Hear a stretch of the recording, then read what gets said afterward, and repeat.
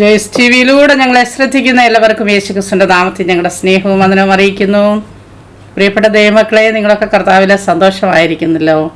കർത്താവ് നിങ്ങളെ ഓരോരുത്തരെയും അനുഗ്രഹിക്കട്ടെ. നമ്മുടെ ഈ ചാനലിലൂടെ കടന്നു വരുന്ന സാക്ഷ്യങ്ങൾ നിങ്ങൾക്ക് ഓരോരുത്തർക്കും ആത്മീക അനുഗ്രഹവും ആത്മീക വർധനവുമായി തീരുമെന്ന് കർത്താവിൽ വിശ്വസിക്കുന്നു. കർത്താവ് നിങ്ങളെ ഓരോരുത്തരെയും അനുഗ്രഹിക്കട്ടെ. ഇന്ന് നമ്മോടൊപ്പം അനുഗ്രഹിക്കപ്പെട്ടതായ ഒരു കർത്താവിൻ്റെ ദാസനാണ് കടന്നു വന്നിരിക്കുന്നത്. UK പ്രദേശത്ത് നല്ല പൊസിഷനിൽ കുടുംബമായി ജോലി ചെയ്തുകൊണ്ടിരുന്ന കർത്താവിൻ്റെ ദാസനെ ദൈവത്തിൻ്റെ ദാസനോട് സംസാരിച്ചതിൻ്റെ ഫലമായി എല്ലാം വിട്ടെറിഞ്ഞ് കർത്താവിൻ്റെ വേലയ്ക്ക് വേണ്ടി ആന്ധ്രാപ്രദേശിൽ കടന്നു വന്നൊരു അനുഗ്രഹിക്കപ്പെട്ട കർത്താവിൻ്റെ ദാസനാണ്. ദൈവം ഇന്ന് ഉപയോഗിച്ചുകൊണ്ടിരിക്കുന്നു. ക്രിസ്ത്യൻ റിന്യൂവൽ ചർച്ച് ഒരു ഫൗണ്ടറായിട്ട് കർത്താവിൻ്റെ ദാസനെ ദൈവം ഉപയോഗിക്കുന്നു. അത് തുടങ്ങുവാനുള്ള എല്ലാ കൃപയും കർത്താവ് കൊടുത്തു.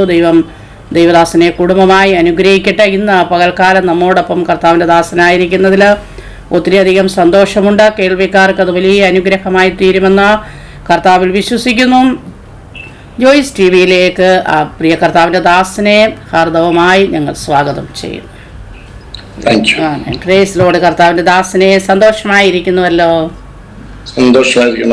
ഓക്കെ, കർത്താവ് സഹായിക്കട്ടെ. ജീവിതത്തിലെ ദൈവദാസനെ കർത്താവ് നടത്തിയതൊക്കെ വിധങ്ങളൊക്കെ ഒത്തിരി ഉണ്ടെന്ന് മനസ്സിലാക്കുന്നു. എന്നാൽ അതിലേക്ക് കടക്കുന്നതിന് മുന്നമേ തന്നെ ദൈവസനത്തിലൊന്ന് പ്രാർത്ഥിക്കാം. ഹല്ലേലൂയ. സ്തോത്രം സ്തോത്രം സ്തോത്രം.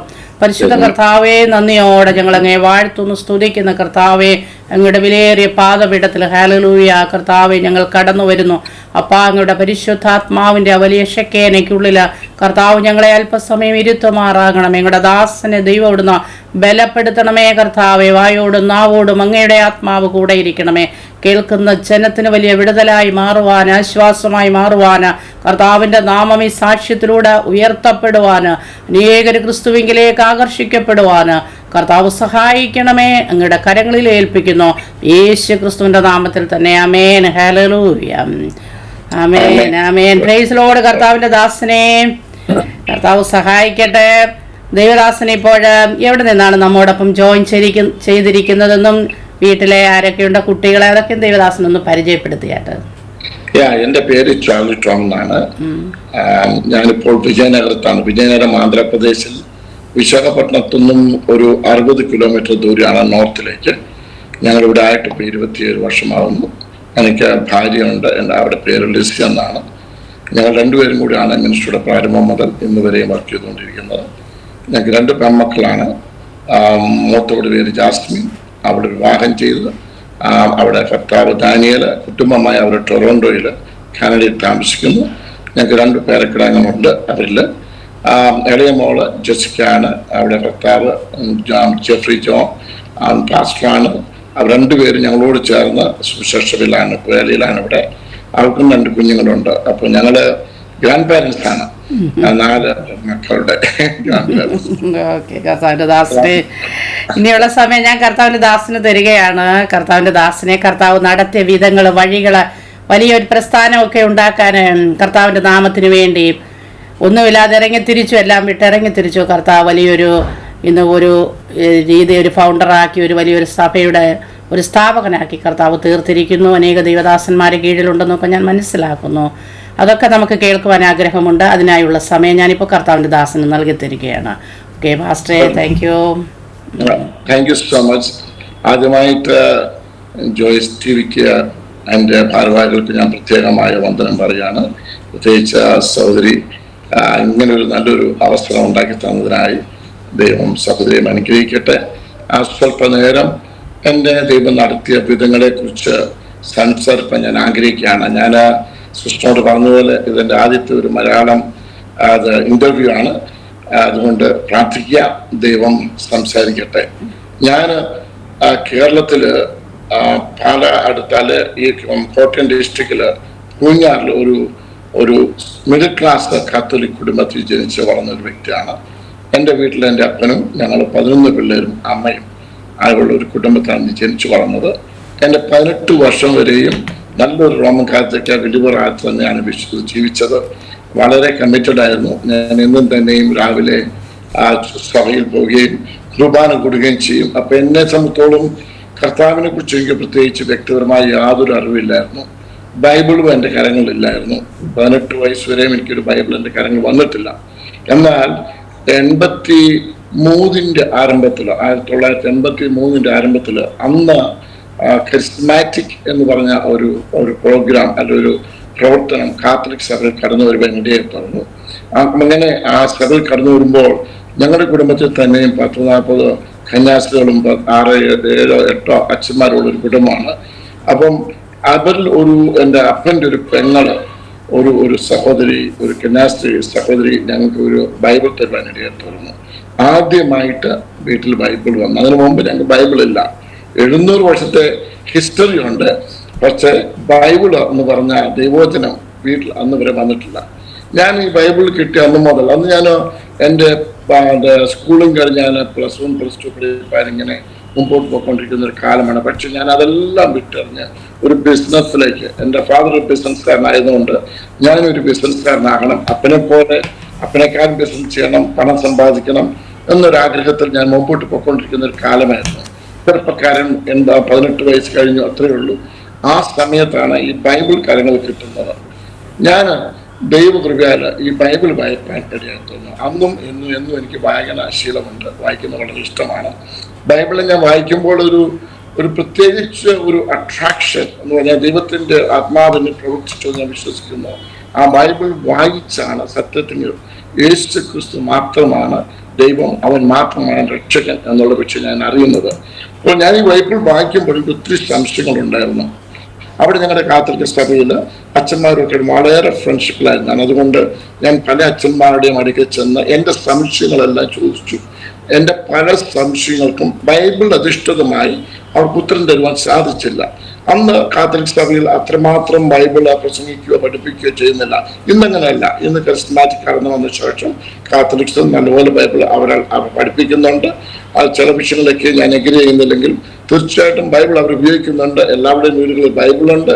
ഇന്ന് ഞങ്ങളുടെ ബന്ധുക്കളെയും മിത്രങ്ങളെയും വീട്ടിൽ ചെന്ന അവർക്കൊക്കെ ബൈബിളുണ്ട്.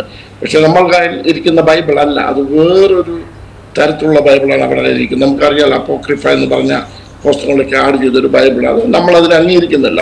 എങ്കിലും അന്ന് ഈ ബൈബിൾ വായിച്ച് ക്രിസ്തുവിലുള്ള രക്ഷയെക്കുറിച്ച് മനസ്സിലാക്കാൻ ദൈവം എനിക്ക് സഹായിച്ചു. അതാണ് ഏറ്റവും വലിയ കാര്യം. അന്ന് വരെയും ഞാൻ വിശ്വസിച്ചിരുന്ന സഭയിൽ പോകണം.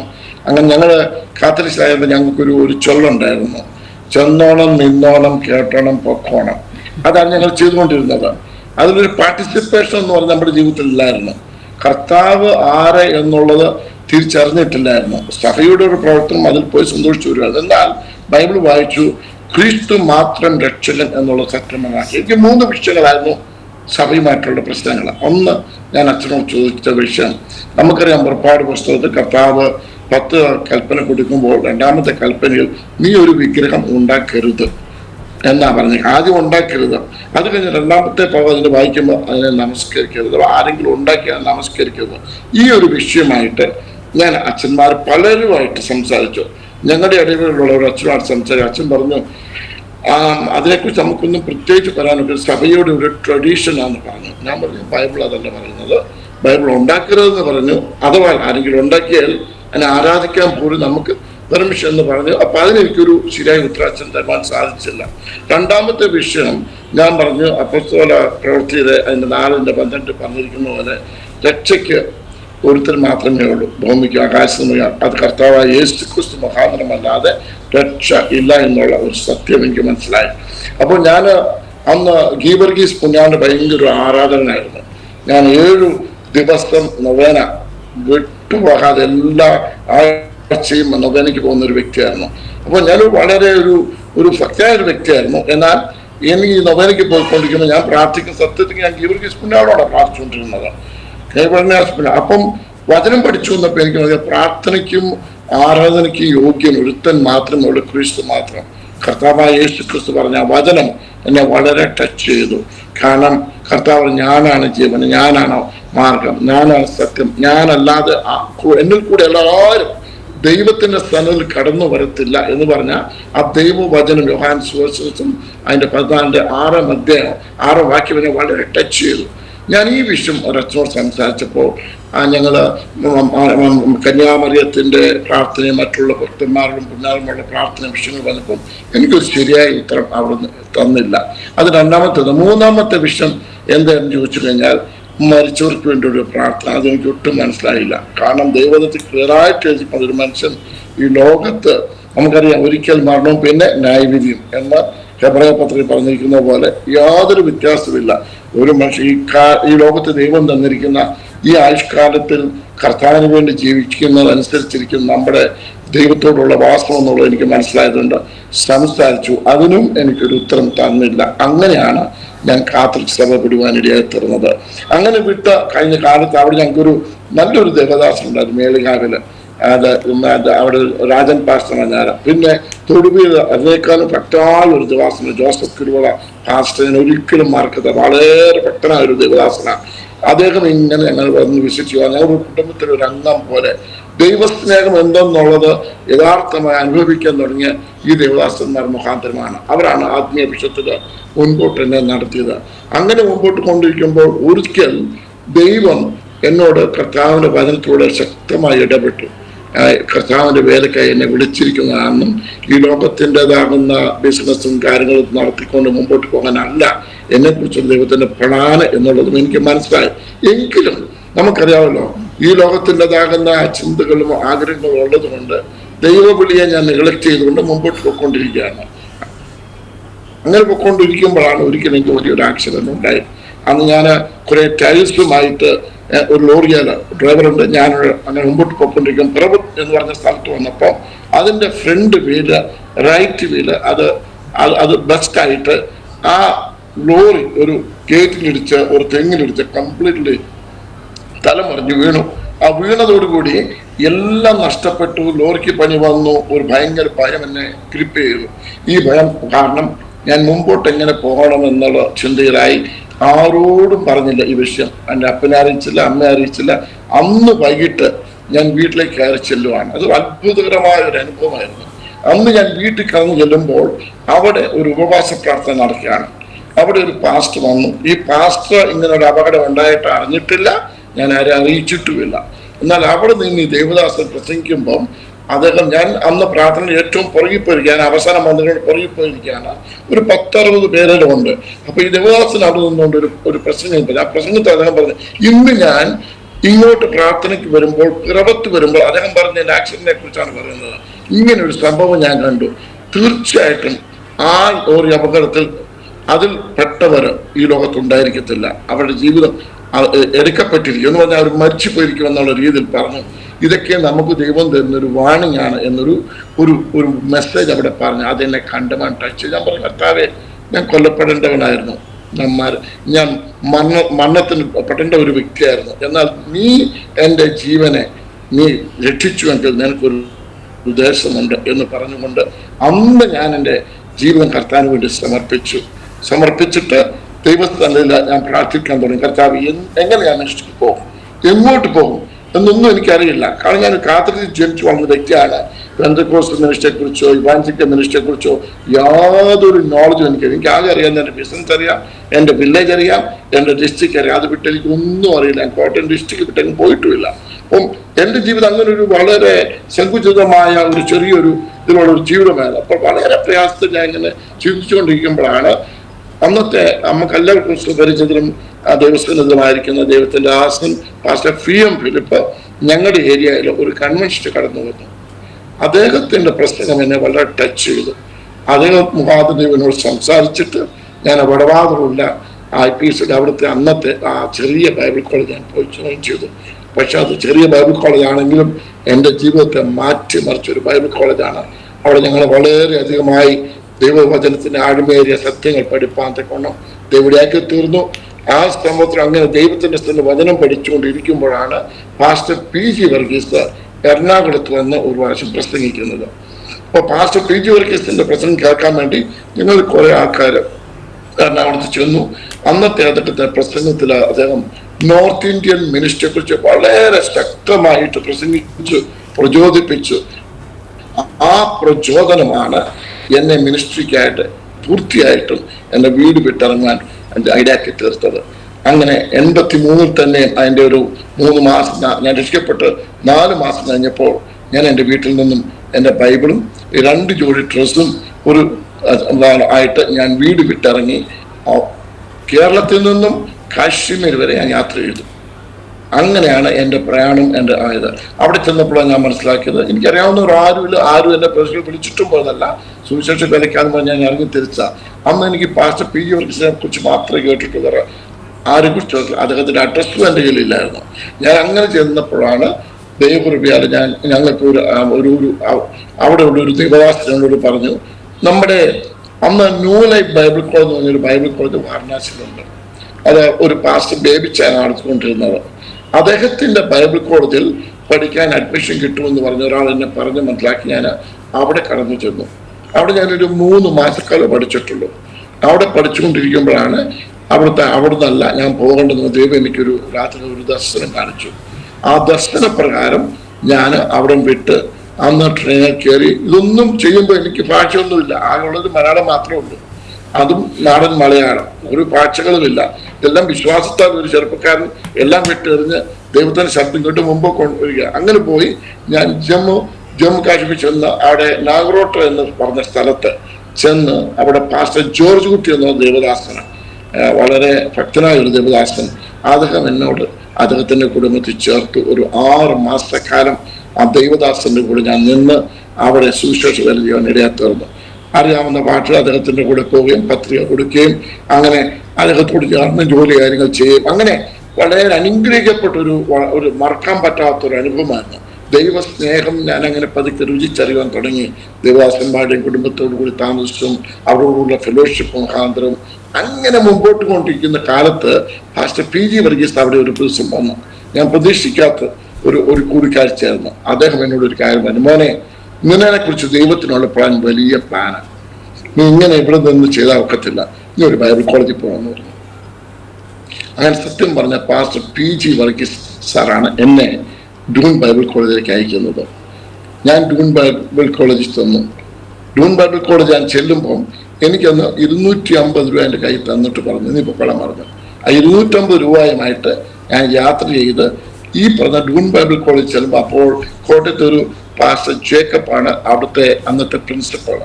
ഞാൻ അദ്ദേഹത്തെ പോയി കാണുമ്പോൾ അദ്ദേഹം പറഞ്ഞു, സോറി മോനെ, നിനക്ക് ഒരു അഡ്മിഷൻ തരാൻ പറ്റത്തില്ല, ഈ വർഷത്തേക്കുള്ള അഡ്മിഷൻ എല്ലാം തീർന്നു എന്ന് പറഞ്ഞു. എനിക്ക് വലിയ സങ്കടമായിപ്പോയി. അദ്ദേഹം പറഞ്ഞു, പക്ഷേ നീ പ്രയാസപ്പെടേണ്ട, ഇവിടെ താമസിക്കാം, ഒരാഴ്ച താമസിക്കും, നീ പ്രാർത്ഥിക്ക്, എന്നിട്ട് പോയാൽ മതി എന്ന് പറഞ്ഞു.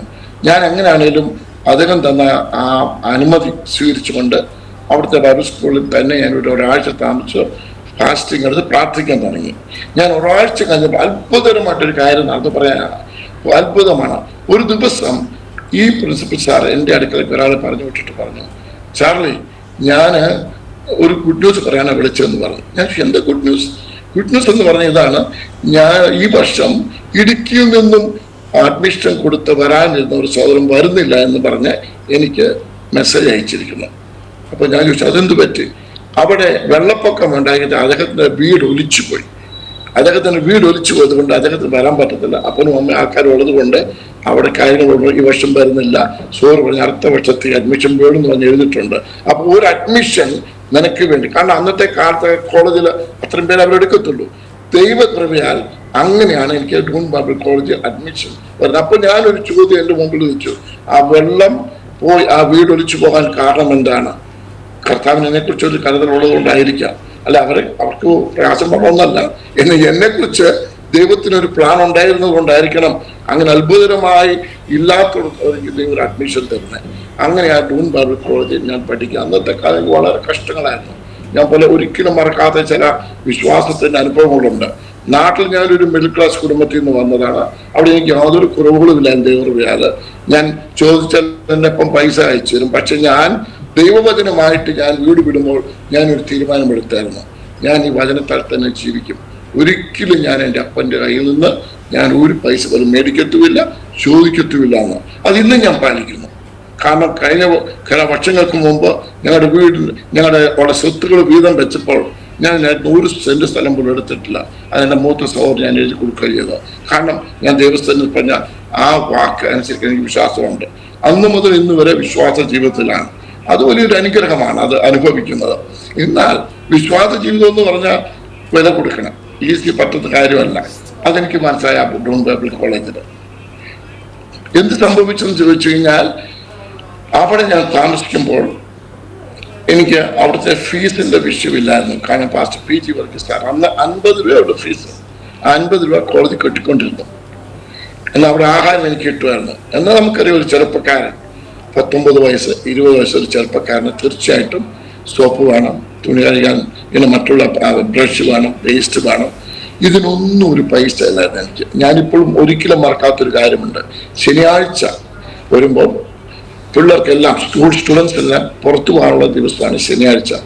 എല്ലാവരും പുറത്തു പോകും, സാധനങ്ങൾ മേടിക്കാനും ഷോപ്പിങ്ങിനൊക്കെ പോകും. പക്ഷെ ഞാൻ മാത്രം പോകത്തില്ലായിരുന്നു. അപ്പൊ എൻ്റെ കൂടെയുള്ള സ്റ്റുഡൻസ് ചിന്തിക്കും ഞാനൊരു ഭയങ്കര വായനക്കാരനും പഠിക്കാൻ ആഗ്രഹിക്കുന്ന വ്യക്തി ആയതുകൊണ്ട് പഠിക്കാൻ വേണ്ടി ഇരിക്കുന്നതാണ്, ഷോപ്പിംഗ് പോലും ഇഷ്ടമില്ലാതെ നിൽക്കുന്നത്. അവർക്കറിയത്തില്ല എൻ്റെ യഥാർത്ഥ സ്ഥിതി. എൻ്റെ യഥാർത്ഥ സ്ഥിതി എന്ന് പറഞ്ഞാൽ ഷോപ്പിങ്ങിന് പോയാൽ മേടിക്കാൻ എൻ്റെ കയ്യിൽ ഒരു പൈസ പോലും ഇല്ല. സോപ്പ് ഇല്ലാതെ ഞാൻ 6 മാസം അവിടെ കഴിഞ്ഞു. സോപ്പ് ഇല്ലാത്തത് കൊണ്ട് ഞാൻ ഇവരെല്ലാം പുറത്തു പോകുമ്പോൾ ഞങ്ങൾ താമസിക്കുന്ന സ്റ്റുഡൻസിന്റെ ഡോർമെറ്ററിയുടെ പുറകെ ഭാഗത്ത് അവിടെ ഒരു വലിയൊരു വാർത്തിട്ടിരിക്കുന്ന സ്ഥലമുണ്ട്. അവിടെയാണ് തുണി കഴുകുന്നത്. ആരുമില്ല എന്ന് നിശ്ചയം വരുത്തിയിട്ട് ഞാൻ അവിടെ പോയി സോപ്പ് പീസുകൾ തേടിയ ദിവസമുണ്ട്. അഥവാ പിള്ളേർ വല്ലതും കഴുകുമ്പോൾ ഏതെങ്കിലും വിട്ട് കളഞ്ഞിട്ടുണ്ടെങ്കിൽ അതെടുത്ത് തുണി കഴുകാമെന്ന് ആഗ്രഹിച്ച ദിവസങ്ങളുണ്ട്. പലപ്പോഴും കിട്ടത്തില്ല.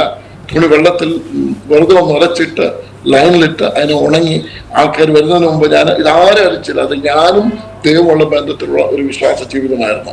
പക്ഷേ ഭയങ്കര കഷ്ടമായിരുന്നു. അനേകവിധമാകുന്ന പ്രയാസം പലത് പോയിട്ടുണ്ട്. മാനസികമാകുന്ന വളരെ പ്രയാസത്തായിട്ടുണ്ട്. ആത്മീയമായിട്ട് ദൈവനെ ബലപ്പെടുത്തിയെങ്കിൽ മാനസികമായി ഞാൻ പ്രയാസപ്പെട്ടിട്ടുണ്ട്. കാരണം ഇത്രയും ജനങ്ങളുടെ മുമ്പിൽ ഒരു സോപ്പ് പോലും മേടിക്കാൻ പൈസ ഇല്ലാതെ ഞാൻ അവിടെ സ്ട്രഗിൾ ചെയ്യുമ്പോൾ നമുക്കറിയാം പൈശാചികന്റെ ടെംപ്റ്റേഷൻ ഉണ്ട്. എന്തിനാണ് നീ ഇവിടെ കടന്നു വന്നിരിക്കുന്നത്?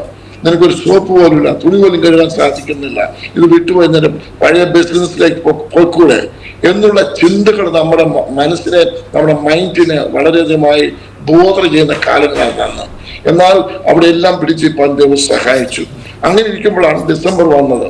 ഡിസംബർ വന്നപ്പോൾ വളരെ കഷ്ടമായിരുന്നു. നമുക്കറിയാം അന്ന് ആ ഏരിയയിലൊക്കെ സ്നോ വീഴും. എനിക്ക് ജീവിതത്തിൽ ഷൂ എന്ന് പറഞ്ഞാൽ ഉപയോഗിച്ചിട്ടില്ല. എനിക്കുണ്ടായിരുന്ന സാൻഡൽസ് ആണ്. സാധാരണ നമ്മുടെ നാട്ടിലെ വള്ളിച്ചെരുപ്പാണ്. ഈ ചെരുപ്പായിട്ട് നമ്മൾ അവിടെ നടക്കാണ്. സ്നോ വരുമ്പം ഞങ്ങള് ഈ ഡൂൺ ബൈബിൾ കോളേജ് ഇന്ന് എന്നാലും അറിയാം, ബൈബിൾ കോളേജിൽ പഠിക്കുന്ന പിള്ളേരെല്ലാം ഞായറാഴ്ച ബുധനാഴ്ച മെസ്സിലി മഡ്ലി എന്ന് പറഞ്ഞാൽ അത് ബൈബിൾ കോളേജുമായിട്ട് ബന്ധപ്പെട്ട ഒരു ചർച്ചുണ്ട്. അവിടെ പോകണം. അങ്ങോട്ട് പോകണം, നടന്നു പോകണം. ചിലപ്പോൾ 15 മിനിറ്റ് 20 മിനിറ്റ് നടന്നു വേണം നമ്മുടെ ചർച്ചയ്ക്ക് പോകാൻ. അപ്പോൾ ഈ മഞ്ഞുകാലം വന്നപ്പോഴത്തേക്കും സ്നോ വീഴാൻ തുടങ്ങിയപ്പോഴത്തേക്കും ഭയങ്കര തണുപ്പാണ്. കാലത്ത് എല്ലാവർക്കും ഷൂ ഉണ്ട്, എനിക്ക് മാത്രം ഷൂ ഇല്ല. ഞാൻ ഈ പൊട്ടിക്കേറിയ വലിച്ചെരുപ്പായിട്ട് പോകുമ്പം എൻ്റെ ഉള്ളിന്റെ ഫീലിംഗ് ആണ് എല്ലാവരും എന്നെ നോക്കിച്ചിരിക്കുന്നത്. ആരും ചിരിച്ചു കാണത്തില്ല. പക്ഷേ എല്ലാവരും ഷൂ ഇടുമ്പോൾ നമുക്കില്ലാത്തത് കൊണ്ട് നമുക്ക് അങ്ങനെ ഫീലിങ്ങും അങ്ങനെ പ്രയാസങ്ങൾ, അതിൻ്റെ കൂടെ പെയിന്, വേദന, കഷ്ടം, ഇങ്ങനെ പ്രയാസപ്പെട്ടിരുന്നു. വളരെ പ്രയാസത്തോട് കടന്നു പോകുമ്പോൾ ഡിസംബർ 26-ാം തീയതി ഒരു മറക്കട് നടന്നു. അപ്പോൾ ഡിസംബർ 26 ആയപ്പോഴത്തേക്കും ഞാൻ വളരെ തണുപ്പാണ്. വളരെ ഞാൻ പ്രയാസപ്പെട്ടു. ഞാൻ അന്ന് എൻ്റെതാകുന്ന തന്നിരിക്കുന്ന ഡോർമെറ്ററി 2 സ്റ്റുഡൻസ് ഉള്ളത്. എൻ്റെ ഡോർമെറ്ററി കടന്നപ്പോൾ അവിടെ ആരുമില്ലായിരുന്നു. വൈകിട്ടൊരു 6 മണിയായി കാണും. ഞാൻ അതിൻ്റെ ഡോർ അടിച്ചിട്ട് ദൈവസ്ഥലം മുട്ടുമടക്കി ഒരു കൊച്ചു കുഞ്ഞിൻ്റെ കൂട്ട് കരയാൻ തുടങ്ങി. ഞാൻ കർത്താവിനോട് പറഞ്ഞു, കർത്താവേ എനിക്ക് ഒരു പെയർ ഷൂ വേണം, വേറൊന്നുമില്ലെങ്കിലും ഇതില്ല, എനിക്ക് പറ്റത്തില്ല. ഒന്നാമത് വേദന, 2 നാണക്കേട്, എനിക്ക് വളരെ പ്രയാസമുണ്ടെന്ന് പറഞ്ഞ് ദൈവത്തിന് ഞാൻ കരഞ്ഞ് കുഞ്ഞിനെ കൂടി പ്രാർത്ഥിച്ചു. കുഞ്ഞുങ്ങൾക്ക് ചോക്ലേറ്റ് വേണ്ടി അമ്മയോട് അപ്പനും പ്രാർത്ഥിക്കുന്ന പോലെ അതുപോലെ തന്നെ നിഷ്കളങ്കമായി ദൈവത്തിനെ പ്രാർത്ഥിച്ചു. ഒരു വലിയ ഭൂകമ്പം ഒന്നും ഉണ്ടായില്ല. എന്നാൽ ഒരു 7 മണി ആയപ്പോഴത്തേക്കും 1 മണിക്കൂറായി കാണും എൻ്റെ ഡോറിലാരും മുട്ടി. ഞാൻ ഡോർ തുറന്നപ്പോൾ എൻ്റെ മുമ്പിൽ ഒരു സഹോദരൻ ഒരു പാക്കറ്റുമായി നിൽക്കുന്നു. അദ്ദേഹം എനിക്ക് തന്നിച്ചു പറഞ്ഞു, ഇത് നിങ്ങൾക്കൊള്ളാന്ന് പറഞ്ഞു. ഞാൻ അത് തുറന്നു നോക്കിയപ്പോൾ ഒരു പുതിയ ഷൂ അതിനകത്തിരിക്കുന്നു. അതാണ് എൻ്റെ ജീവിതത്തിലെ ആദ്യത്തെ വലിയൊരു അത്ഭുതം. അത്ഭുതമായി എന്നെ അനുഗ്രഹിച്ചു. അന്ന് മുതൽ അത്ഭുതങ്ങളുടെ നിരകളാണ് എൻ്റെ ജീവിതത്തിൽ. യാതൊരു നന്മയ്ക്കും കുറവില്ലാതെ വണ്ണം ഈ നിമിഷം വരെ ദൈവം നടത്തിയെന്ന് പറയാം. എന്നാൽ അതിൻ്റെ ഇടയ്ക്കും പല വിഷയങ്ങളുടെ കടന്നു പോയിട്ടുണ്ട്. അവിടേക്കെയും ദൈവം താങ്ങി എന്നെ ബലപ്പെടുത്തുന്ന ഒരു വചനം എന്ന് പറഞ്ഞാൽ റോമാലേഖനം 8:28 ആണ്. 8 അത് മലയാളത്തിൽ എനിക്കതില്ല. Bible says now we know in all things God works for the good of those who love him.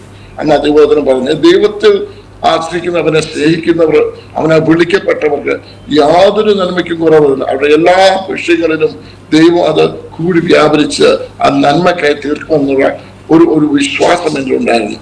അതിൽ മുറുകെ പിടിച്ചുകൊണ്ട് മുമ്പോട്ട് പോവുകയാണ്. അങ്ങനെ അവിടുത്തെ പഠനങ്ങളും കാര്യങ്ങളൊക്കെ കഴിഞ്ഞു.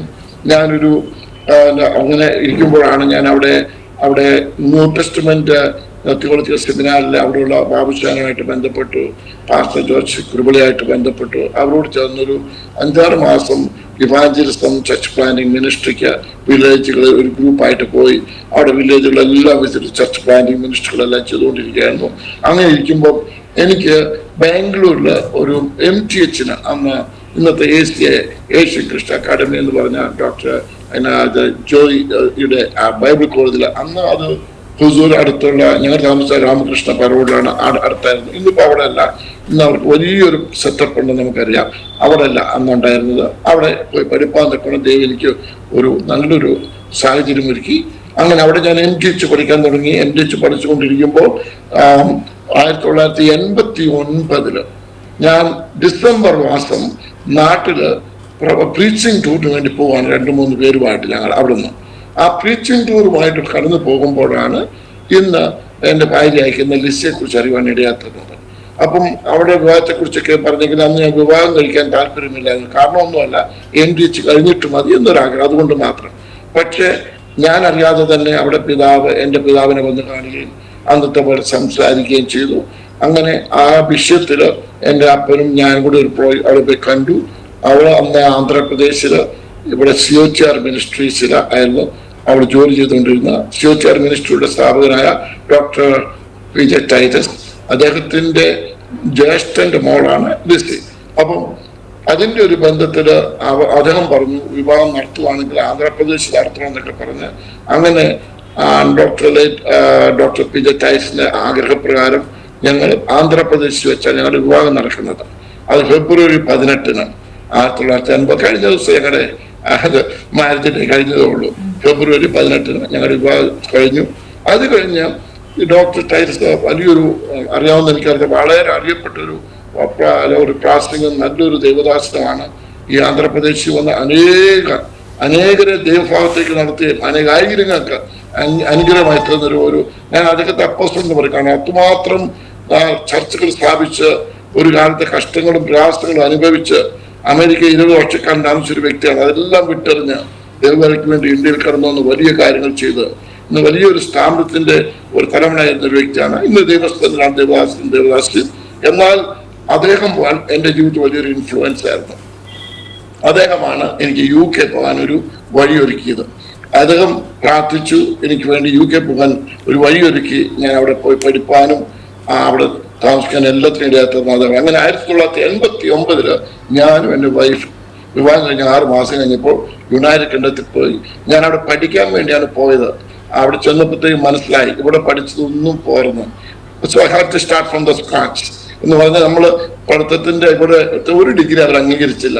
പിന്നെ അവിടെ പോയി ഞാൻ കേംബ്രിഡ്ജ് യൂണിവേഴ്സിറ്റി ചേർന്ന് അവിടുത്തെ ഡിപ്ലോമ എടുത്തു. പിന്നെ അവിടുന്ന് പോയി വീണ്ടും ലണ്ടൻ യൂണിവേഴ്സിറ്റി ചേർന്ന് അവിടെ BD എടുത്തു. അപ്പൊ അങ്ങനെ അവിടെ പഠിച്ച് എൻ്റെ PhD വരെ ഞാൻ അവിടെ പഠിച്ചു തീർത്തു. ആ പഠിത്തം കഴിഞ്ഞപ്പോഴത്തേക്ക് നമുക്കറിയാം ഞങ്ങളുടെ 2 മക്കൾ അവിടെ ജനിച്ചവരാണ്. ഏറെ മോള് ജാസ്മിന് അവൾ 1990 ജനിച്ചു, ജെസിക്ക 94 ജനിച്ചു. ഈ 2 കുഞ്ഞുങ്ങളും ജാസ്മിന് 6 വയസ്സ് കഴിഞ്ഞപ്പോഴാണ് 1997 പ്രാരംഭത്തിൽ 96 അവസാനം ദൈവം എന്നോട് സംസാരിക്കാൻ തുടങ്ങി. അന്നേരത്തേക്ക് ഞങ്ങൾ അവിടെ ഏതാണ്ട് സെറ്റിലായി. ഞങ്ങൾക്ക് ഒരു ആഗ്രഹം ഉണ്ടായിരുന്നുള്ളൂ, യുണൈറ്റഡ് കിങ്ഡത്തിൽ താമസിക്കണം. നമ്മളെ ഏൽപ്പിച്ച മിഷനെ കുറിച്ചെല്ലാം ഒത്തിരി മാറുന്നു. കാരണം നമുക്കറിയാമല്ലോ ഈ ദേശത്ത് നിന്നും അവിടെ കടന്നു ചെന്നൊരു സാഹചര്യം അന്നത്തെ കാലത്ത് പ്രത്യേകിച്ചും കടന്നു പോകാൻ ആൾക്കാർ ആഗ്രഹിച്ച സാഹചര്യമില്ലാത്ത ഒരു അവസ്ഥയായിരുന്നു. പക്ഷേ ദൈവം ഞങ്ങൾക്ക് തന്ന വലിയൊരു ചാൻസ് ആയിരുന്നു. അവിടെ നല്ല അനുഗ്രഹിക്കപ്പെട്ട സ്ഥലം. ഞങ്ങൾ 2 പേർക്കും ജോലിയും കാര്യങ്ങളും വെച്ച് പഠിച്ചു. വളരെ അനുഗ്രഹിക്കപ്പെട്ട ഒരു ജീവിതം മുമ്പോട്ട് ഒരു വീടൊക്കെ മേടിച്ച് സെറ്റിലാകാൻ ഞങ്ങൾ പ്ലാൻ ചെയ്തുകൊണ്ടിരിക്കുന്ന കാലം. അപ്പം മൂത്ത മോക്ക് 6 വയസ്സ്, ഇളവക്ക് 2 വയസ്സ്. ഞങ്ങൾ ഓർത്ത് ഓക്കെ ഞങ്ങൾ ഇവിടെ സെറ്റിലാക്കാൻ വന്നിട്ട് നാട്ടിലെ മിനിസ്റ്റൊക്കെ സപ്പോർട്ട് ചെയ്യാനൊക്കെ ചിന്തിക്കുമ്പോൾ ഒരു ദിവസം എനിക്കൊരു ദർശനം, ഒരു കാഴ്ചപ്പാട് ദൈവം തന്നു. ആ കാഴ്ചപ്പാട് വളരെ ക്ലിയർ ആയിരുന്നു. അതിന് കർത്താവ് കാണിച്ചത് അനേക കുഞ്ഞുങ്ങൾ ഒരു റെയിൽവേ സ്റ്റേഷനിൽ, അവിടെ എനിക്ക് അന്ന് ആദ്യത്തെ കാഴ്ച കണ്ടില്ല, ഒരു റെയിൽവേ സ്റ്റേഷനിൽ അനേക കുഞ്ഞുങ്ങൾ ഈ ട്രെയിനിൽ നിന്നും ജനങ്ങൾ ട്രെയിൻ നിൽക്കുമ്പോൾ ആഹാരപ്പൊതികളൊക്കെ വലിച്ചെറിയും. നമുക്കെല്ലാം അറിയാവുന്നതാണ് ഇന്ത്യയിലെ അന്നത്തെ പരിസ്ഥിതി.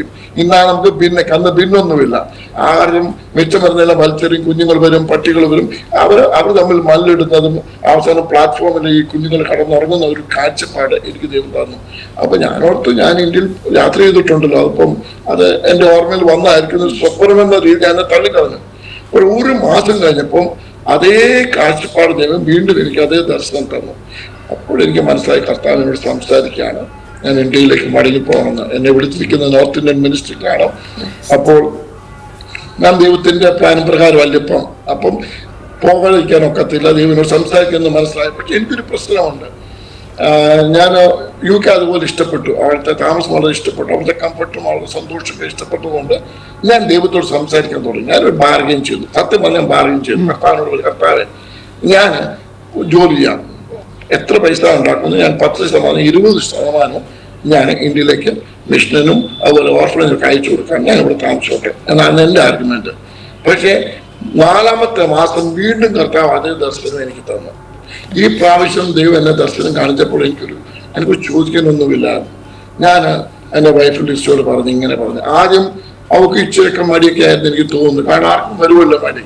പക്ഷെ അവസാനം ഞങ്ങൾ രണ്ടുപേരും യുനാനിമസ്ലി എഗ്രി ചെയ്തു നമുക്ക് പോകാമെന്ന്. അങ്ങനെ വന്നപ്പോഴാണ് doctor P J tiles, that great man of God, പുള്ളി അവിടെ വരുമ്പോഴല്ല എല്ലാ പ്രാവശ്യവും ദേവദാസ് ഞങ്ങളുടെ കൂടെ താമസിച്ചോണ്ടിരുന്ന ഒരു 6-7 വർഷം, ഒരു മാസം ഞങ്ങളുടെ കൂടെ താമസിക്കും. അദ്ദേഹം വന്ന ഇതിന്റെ കൂടെ ഒന്നിന്റെ കൂടെ തളർന്നപ്പോൾ ഞങ്ങൾ ഇങ്ങനെ ആഗ്രഹിച്ചിരിക്കുമ്പോൾ അദ്ദേഹം വന്ന് എന്നോട് പറയാ, മടങ്ങി വന്നു, ഞങ്ങൾ വന്ന് അവിടെ മിനിസ്റ്റർ ചെയ്യാന്നൊക്കെ പറഞ്ഞ് ഞങ്ങളെ വീണ്ടും എൻകറേജ് ഇന്ത്യക്ക് മടങ്ങി വരാൻ വേണ്ടി. അപ്പം 2 തരത്തിൽ, ഒന്ന് ദൈവാത്മാവ് ഇങ്ങനെ ഇടപെട്ടു, 2 ഈ ദേവദാസ് നമ്മളെ വിളിക്കുന്നു. അപ്പൊ ഞങ്ങൾ പറഞ്ഞു ഇതാ ദൈവഗീതം എന്ന് പറഞ്ഞുകൊണ്ട് ഞങ്ങളുടെ കുഞ്ഞുങ്ങളെയും ആയി ഞങ്ങൾക്കുള്ള ചെറിയ സാമ്പാദ്യം അവിടെ നിന്നുള്ളതെല്ലാം വിട്ടും ഉള്ളതൊക്കെ എടുത്ത് അവിടെ ചുരുക്കമായ ഒരു എമൗണ്ട് ഉള്ളതുമായിട്ട് ഞങ്ങൾ മടങ്ങി വന്ന് 18 വർഷക്കാലം COCR മിനിസ്റ്റർ ഞങ്ങൾ വോളണ്ടിയർ ആയിട്ട് വർക്ക് ചെയ്തു. ഞങ്ങൾ അവിടെ ദേവാശ്രമം ചേർന്ന് വർക്ക് ചെയ്യുന്നു. പക്ഷെ അപ്പോഴും ഞങ്ങൾക്കറിയാം ഞങ്ങളുടെ അവിടെയല്ല ദൈവം ഞങ്ങളെ വിളിച്ചിരിക്കുന്നത് സ്പെസിഫിക് മിനിസ്റ്റർ എനിക്കറിയാം. അങ്ങനെയാണ് 1998 ആ മിനിസ്ട്രിയിൽ നിന്നും അവിടുന്ന് ഒരു 40 കിലോമീറ്റർ നോർത്തിലേക്ക് മാറി വിജയനഗരം എന്ന് പറഞ്ഞ സ്ഥലത്തേക്ക് ഞങ്ങൾ വരുവാൻ ഇടയാക്കുന്നത്. ഇവിടെയാണ് ഞങ്ങളുടെ മിനിസ്ട്രിയുടെ യഥാർത്ഥമാകുന്ന അനുഭവങ്ങളും കാര്യങ്ങൾ മുമ്പോട്ട് പോകുന്ന. കുടുംബമായി അവിടെ ജനിച്ചു വന്ന 6 വയസ്സും 2 വയസ്സുള്ള കുഞ്ഞുങ്ങളുമായിട്ട്, അതിനകത്തേക്ക് ജാസ്മിന് 7 വയസ്സോളമായി, ചെസ്കയ്ക്ക് 3 വയസ്സ് കഴിഞ്ഞു. അവരുമായിട്ട് ഞങ്ങൾ ഇവിടെ വന്ന് ചെറിയൊരു വാടക വീട്ടിൽ ഞങ്ങൾ താമസം തുടങ്ങി, മിനിസ്റ്റർ തുടങ്ങി. ഞങ്ങൾക്ക് ഇവിടെ അറിയാവുന്നവരാരുമില്ല, ഭാഷ തെലുങ്കാണ്, കുഞ്ഞുങ്ങൾക്ക് ഇവിടുത്തെ ആഹാരം പിടിക്കുന്നില്ല. ഇവിടെ അന്നത്തെ കാലത്ത് ബ്രെഡൊന്നും എന്ന് പറഞ്ഞാൽ പിള്ളേരുന്ന് ബ്രെഡ് മാത്രം കഴിച്ചിരുന്ന പിള്ളേരെ ബ്രെഡാണ് അവർക്ക് വേണ്ടത്. ഒരു ബ്രെഡ് മേടിക്കാൻ ഞങ്ങൾ അന്ന് വിശാഖപട്ടണത്ത് പോകണമായിരുന്നു, 60 കിലോമീറ്റർ യാത്ര ചെയ്ത്. നല്ലൊരു ഹോസ്പിറ്റൽ പോകണമെങ്കിൽ വിശാഖപട്ടണത്ത് പോകണം. ഇവിടുത്തെ റോഡെന്ന് പറഞ്ഞാൽ ഒരു കുന്നും കുഴിയും കൂടിയ കാളവണ്ടി മാത്രം പോകുന്ന റോഡാണ്. രാവിലെ വൈകിട്ടും ഒരു ബസ്, അത് വല്ലപ്പോഴും വന്നില്ലായി, അല്ലെങ്കിൽ എപ്പോഴും കാളവണ്ടി, സൈക്കിൾ റിക്ഷ, അങ്ങനെ ഒരു പരിസ്ഥിതിയായിരുന്നു. നമ്മുടെ നാട്ടിൽ പറയുമല്ലോ പട്ടിക്കാടെന്ന്, കാരണം പട്ടിക്കാട് പോലുള്ള സ്ഥലമായിരുന്നു, ഒരു മനുഷ്യനും പോകാത്ത സ്ഥലം. അപ്പൊ എൻ്റെ ആൾക്കാരും എൻ്റെ ഫ്രണ്ട്സും എല്ലാം ഓർത്ത് ഞാൻ ക്രേസിയാണ്, എന്തൊരു ഒറ്റപിടിച്ച മനുഷ്യൻ, എന്ത് ഈ കുഞ്ഞുങ്ങളായിട്ട് അവിടെ വിട്ട് ഇവിടെ വന്നിട്ട് വീണ്ടും ഇങ്ങനെയുള്ള സ്ഥലത്ത് പോയിരിക്കുന്നത്. നമുക്ക് ഒരു കണക്ക് പറഞ്ഞ ആത്മീയമായിട്ടോ അല്ലെങ്കിൽ അത് മോറലായിട്ടോ ഞങ്ങളെ സപ്പോർട്ട് ചെയ്യാൻ ആരുമില്ലായിരുന്നു. വിശ്വാസത്താൽ ഞങ്ങൾക്കുള്ള ഇതുകൊണ്ട് അന്നാരും ഞങ്ങളെ സപ്പോർട്ട് ചെയ്യാൻ ഒരു സ്പോൺസർഷിപ്പും മന്ത്രി സപ്പോർട്ടോ ആരും ഞങ്ങൾക്ക് സ്പോൺസർഷിപ്പും ഇല്ല. വിശ്വാസമുള്ള കാഴ്ചയായിട്ട് ഞങ്ങൾ തുടങ്ങി, അത്രേ ഉള്ളൂ. അങ്ങനെ വാടക വീട്ടിൽ തുടങ്ങി. ഞങ്ങളുടെ മൂത്ത് നമുക്ക് വളരെ പ്രശ്നമുണ്ടായിരുന്നു, കാരണം മസ്കിറ്റോ ബൈറ്റ് എന്ന് പറഞ്ഞാൽ വലിയൊരു പ്രശ്നമാണ്. അത് വന്നു കഴിഞ്ഞാൽ അവിടെ ബോഡിയെല്ലാം സ്വെല്ലാകും, ഹോസ്പിറ്റലിൽ കൊണ്ടുപോകും. അങ്ങനെ എല്ലാ ആഴ്ചയും ഞങ്ങൾ അവിടെ ഹോസ്പിറ്റലിൽ കൊണ്ടുപോകും. ഒരിക്കലും ഡോക്ടർ പറഞ്ഞ് നിങ്ങളിവിടെ തങ്ങിയാൽ മിക്കാൽ നിങ്ങളുടെ മോളെ നിങ്ങൾക്ക് നഷ്ടമാകും, ഇവിടെ നിങ്ങൾ മൂവ് ഔട്ട് ചെയ്യുന്നതല്ല, അവർക്കത് പിടിക്കത്തതാണ്. എന്നിട്ടും വിശ്വാസത്തെ പിടിച്ചു നിന്നു. ഇന്ന് ആ മോൾ നല്ല ആരോഗ്യവതിയും നല്ല ജോലിയോടും കൂടി സന്തോഷമായി ജീവിക്കുന്ന അവിടുത്തെ KC ചർച്ചിലെ വർഷിപ്പിൽ ലീഡ് ചെയ്യാനും പാടുവാനൊക്കെ ദൈവം അവരെ ഉപയോഗിക്കുന്നുണ്ട്. 2 പേര് അങ്ങനെ ദൈവരെ അനുഗ്രഹിക്കുന്നു. മൂത്ത ഏഴ് മകളാണെങ്കിലും അവർക്ക് അത്ര ബുദ്ധിമുട്ടില്ലായിരുന്നു കുഞ്ഞായത് കൊണ്ട്. പക്ഷെ എങ്കിലും അവിടെ ഞങ്ങൾ വന്നപ്പം ഞങ്ങളുടെ ആൾക്കാരൊക്കെയും വീട്ടുകാരും ഒക്കെയും പറഞ്ഞു, നിങ്ങൾ ഭയങ്കര മണ്ടത്തരമാണ് കാണിച്ചത്, ആ കുഞ്ഞുങ്ങളുടെ ജീവിതം നശിപ്പിക്കുകയാണ് എന്നൊക്കെ പറഞ്ഞു. എല്ലാം പറഞ്ഞു. എന്നാൽ ദൈവകൃപ ഏലാമോൾ ജസ്റ്റിക്ക എന്ന നമ്മുടെ മിഷനിൽ തന്നെ അതിൻ്റെ കംപ്ലീറ്റ് അഡ്മിനിസ്ട്രേറ്ററായി മാറുവാൻ തക്കോളം ഞങ്ങളെ എഡ്യൂക്കേഷൻ കൊടുത്തു, കഴിവ് കൊടുത്തു, അഭിഷേകം കൊടുത്തു. അവളും അവിടെ ഭർത്താവ് ജെഫ്രിയും കൂടെ മനോഹരമായി ഈ മിനിസ്റ്റർ മുമ്പോട്ട് കൊണ്ടുകൊണ്ടിരിക്കാൻ ഞങ്ങളോട് ചേർന്ന് വളരെ സന്തോഷമായിരിക്കുന്നു. എന്നാൽ ആദ്യ കാലത്ത് ഭയങ്കര കഷ്ടങ്ങളായിരുന്നു ഞങ്ങൾ തുടങ്ങുമ്പോൾ. അപ്പോൾ ദൈവം ഞങ്ങളെ വിളിച്ചത് ഈ കുഞ്ഞുങ്ങളെ കുറിച്ചായതുകൊണ്ട് ഞങ്ങളെ വാടക വീട്ടിൽ താമസിക്കുമ്പോൾ തന്നെ ആരുടെ സപ്പോർട്ടില്ല നമ്മുടെ ഉള്ള പൈസയുമായിട്ട് 7 കുഞ്ഞുങ്ങളെ ഞങ്ങൾ എടുത്തു. 7 കുഞ്ഞുങ്ങളിൽ അപ്പനും അമ്മയും ഇല്ലാത്ത പിള്ളേരെ എടുത്ത് നമ്മൾ മിനിസ്റ്റർ തുടങ്ങി. അങ്ങനെയാണ് മിനിസ്റ്ററുടെ പ്രാരംഭം. ആ മിനിസ്റ്റർ തുടങ്ങി ഞങ്ങൾക്ക് ഭയങ്കര ചലഞ്ചുകളും ഭയങ്കര പ്രയാസങ്ങളുമായിരുന്നു അവരെടുത്തെങ്കിലും. കാരണം ഞങ്ങൾക്ക് വാടക വീടൊന്നും ഒന്നും കിട്ടത്തില്ലായിരുന്നു അന്നത്തെ കാലത്ത്.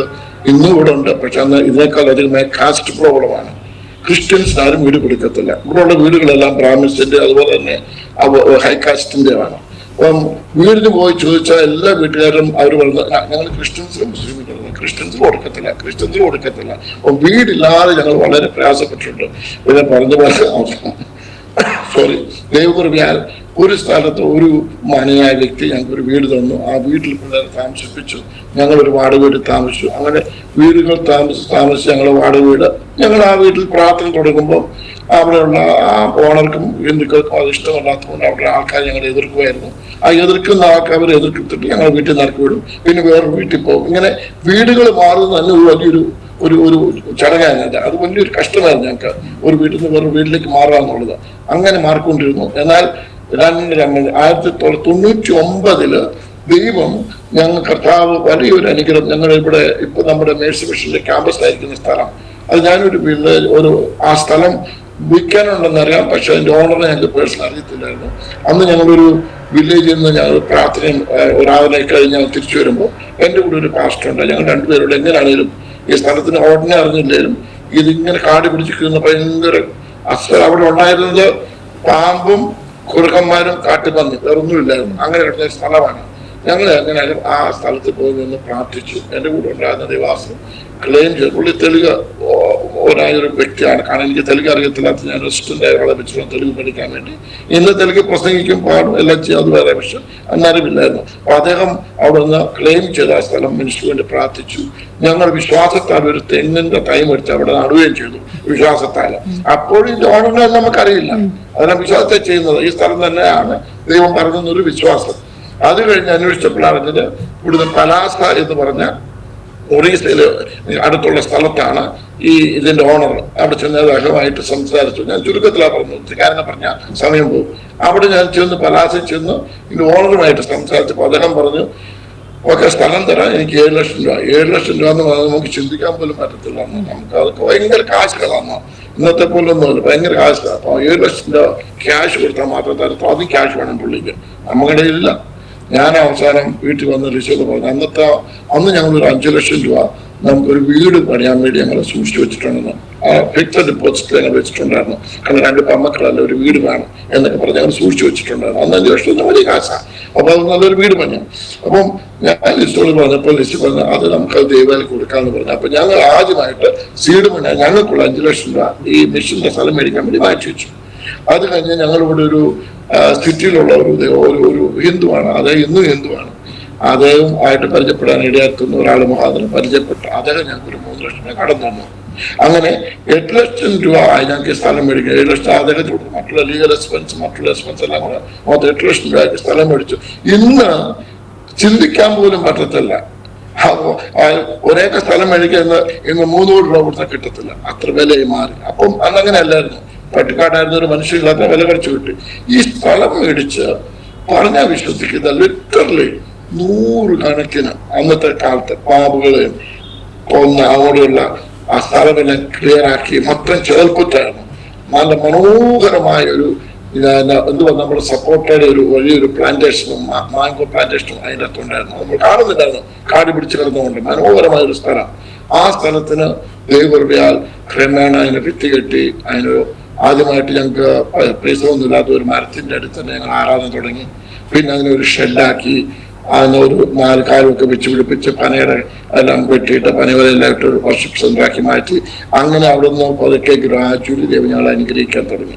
എന്നാൽ ഈ മിനിസ്റ്റർ ഞങ്ങൾക്ക് ഏറ്റവും ബുദ്ധിമുട്ടായി ഇവിടെ കടന്നു വന്നപ്പോൾ ചലഞ്ചസ് എന്താന്ന് പറഞ്ഞാൽ, ഞങ്ങളിവിടെ വന്നത് ഇവിടെ അടുത്തുള്ള അയലോക്കാരായ ചില ഹിന്ദുക്കൾ, എല്ലാവർക്കും അല്ല, മോഡറേറ്റ് ഇവിടുത്തെ ആൾക്കാർ വളരെ മോഡറേറ്റ് നല്ല മനുഷ്യരുമാണ്. എന്നാൽ ചില ആൾക്കാർക്ക് ഇഷ്ടപ്പെട്ടില്ല. അവർ ഞങ്ങളെ വളരെയധികമായിട്ട് ഒപ്പോസ് ചെയ്യാൻ തുടങ്ങി.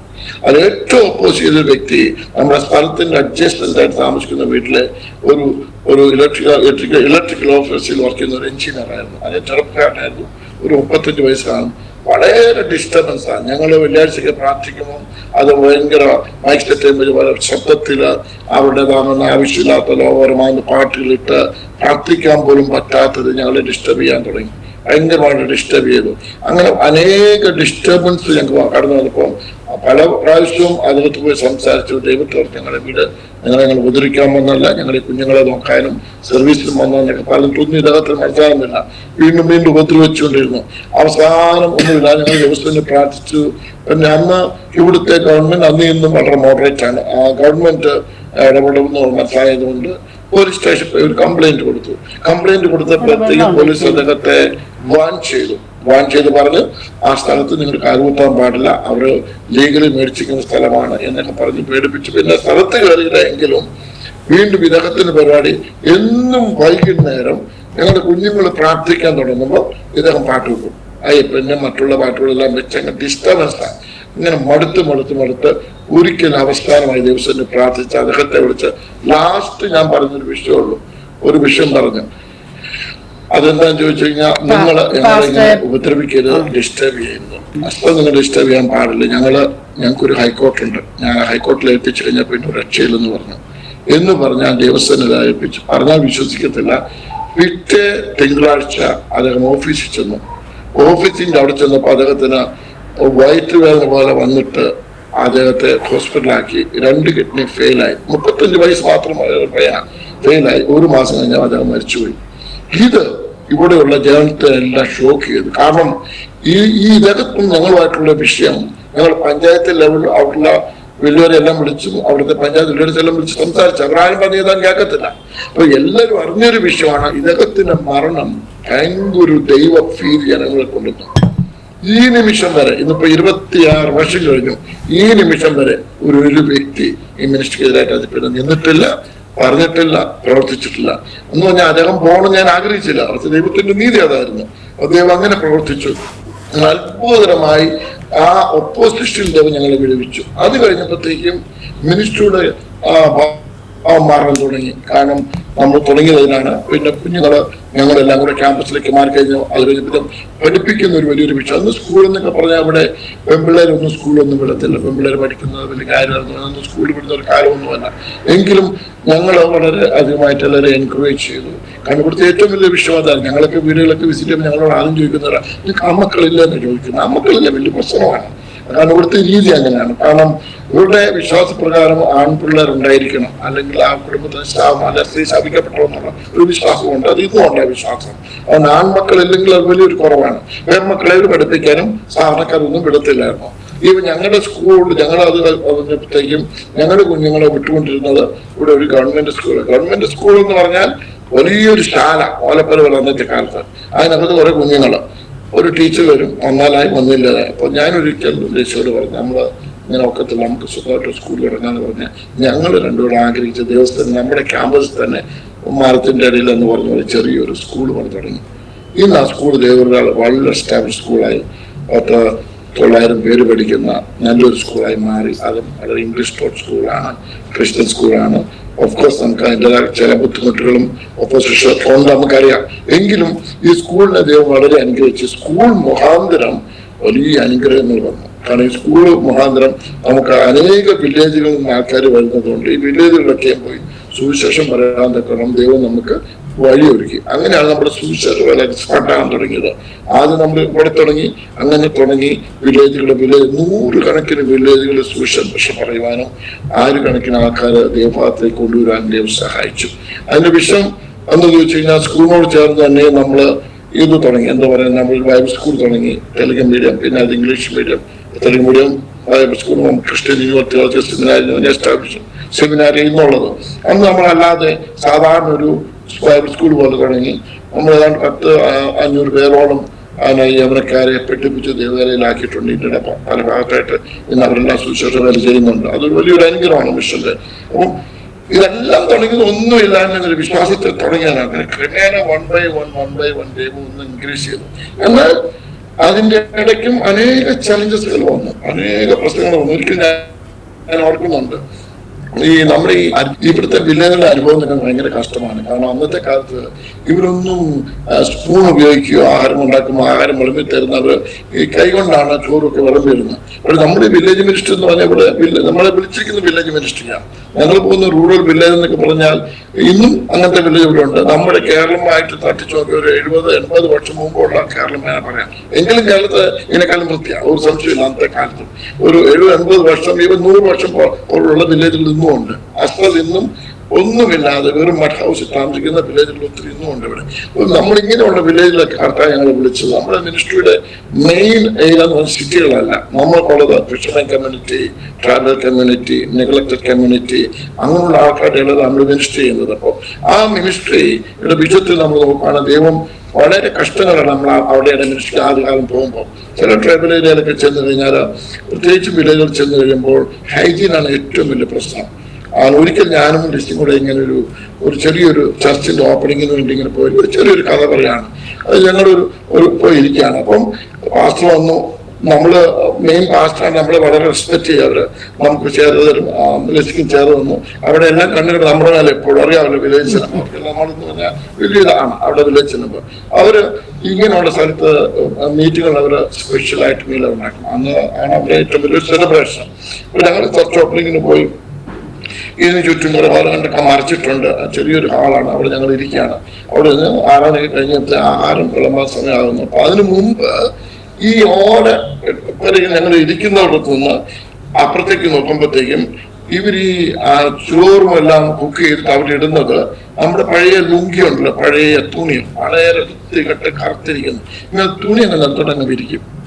അതിന്റെ മുകളിൽ ചോറ് ഇടുന്നത്. അതൊരു 4 പനിയോല അവിടെ നിന്ന് വിടുന്നുണ്ട്, എത്ര എടുത്തുള്ളൂ. അപ്പൊ അതാണ് അവരുടെ അന്നത്തെ രീതി. ഇന്നും അങ്ങനെ ഇരുന്നവരുണ്ട്, പക്ഷെ അന്ന് അങ്ങനെ ഇട്ടുകൊണ്ടിരുന്നു. അപ്പം തിരിച്ചു നോക്കുമ്പോഴത്തേക്കും ഈ ഓലകളുടെ ഇടയ്ക്ക് നിന്ന് പട്ടികൾ 3 നടക്കുന്ന അവിടുത്തെ പട്ടികൾ നീണ്ട എല്ലാവരും കഴിക്കുകയാണ്. അവൾ എന്നെ തോന്നിച്ചു വന്നച്ചാൽ ഇത് മാത്രം എന്നോട് പറഞ്ഞു, ഞാൻ തിന്നിട്ടില്ല, എന്നോട് പറയരുത്, എന്നെ ശ്രദ്ധിക്കുന്നു. നീ തിന്നുണ്ട്, അറ്റ്ലീസ്റ്റ് നീ മേടിക്കുക, ഒന്ന് കൈയൊക്കെ ഒന്ന് ഇട്ടച്ച് വെച്ചിട്ട് കുഴപ്പമില്ല. എനിക്ക് ദൈവം ഒരു കൃപ വന്നിട്ടുണ്ട്, അതാണ് ഞാൻ കഴിക്കുക, ഒരു കുഴപ്പമില്ല. എനിക്ക് ഏത് ആഹാരം കഴിക്കുന്നതിന് കുഴപ്പമില്ല, എന്ത് കിട്ടിയാലും കഴിക്കുന്നത്, അങ്ങനെ ഒരു കൃപ എനിക്ക് ദൈവം തന്നിട്ടുണ്ട്. ഞാൻ നല്ലത് കഴിച്ചോളാം, അതുകൊണ്ട് കവർ ചെയ്തോളാം എന്ന് പറഞ്ഞു. അന്നാണ് അതുപോലെ തന്നെ സംഭവിച്ചു. അവർക്ക് കൊടുത്ത സ്വല്പം പോലും കഴിക്കാൻ പറ്റില്ല, കാരണം പെട്ടെന്ന് നോക്കാനിക്കാൻ വരും, അപ്പോൾ പ്രയാസം വരും. അതുകൊണ്ട് ഞാൻ അവിടെ നിർബന്ധിച്ചൊന്നുമില്ല, പക്ഷെ ചോറ് കഴിച്ചു, കുറച്ച് വെച്ചിട്ട് പോയി. പക്ഷെ അങ്ങനെ ഒരു അനുഭവമാണ് നിന്ന്. പക്ഷെ അവർക്ക് പ്രശ്നമല്ല, അവർക്കതൊരു അവരുടെ ജീവിതത്തിന്റെ ഒരു ഭാഗമാണ്. പക്ഷെ നമുക്ക് അങ്ങനെയല്ല.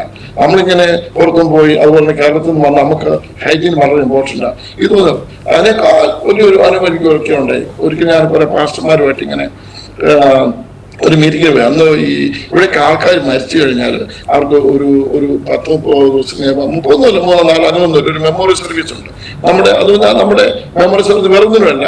ഇവർ ആൾക്കാരൊക്കെ വിളിച്ച് ഫാമിലി എല്ലാം വിളിച്ചൊരു പ്രാർത്ഥന, അവരുടെ താങ്ക് യു പറഞ്ഞൊരു പരിപാടി എല്ലാ ക്രിസ്ത്യൻസും ചെയ്യും. അത് പെന്തക്കോസ്തുകാരും ചെയ്യും, ബാപ്റ്റിസ്റ്റുകാരും ചെയ്യും, എല്ലാവരും ചെയ്യും.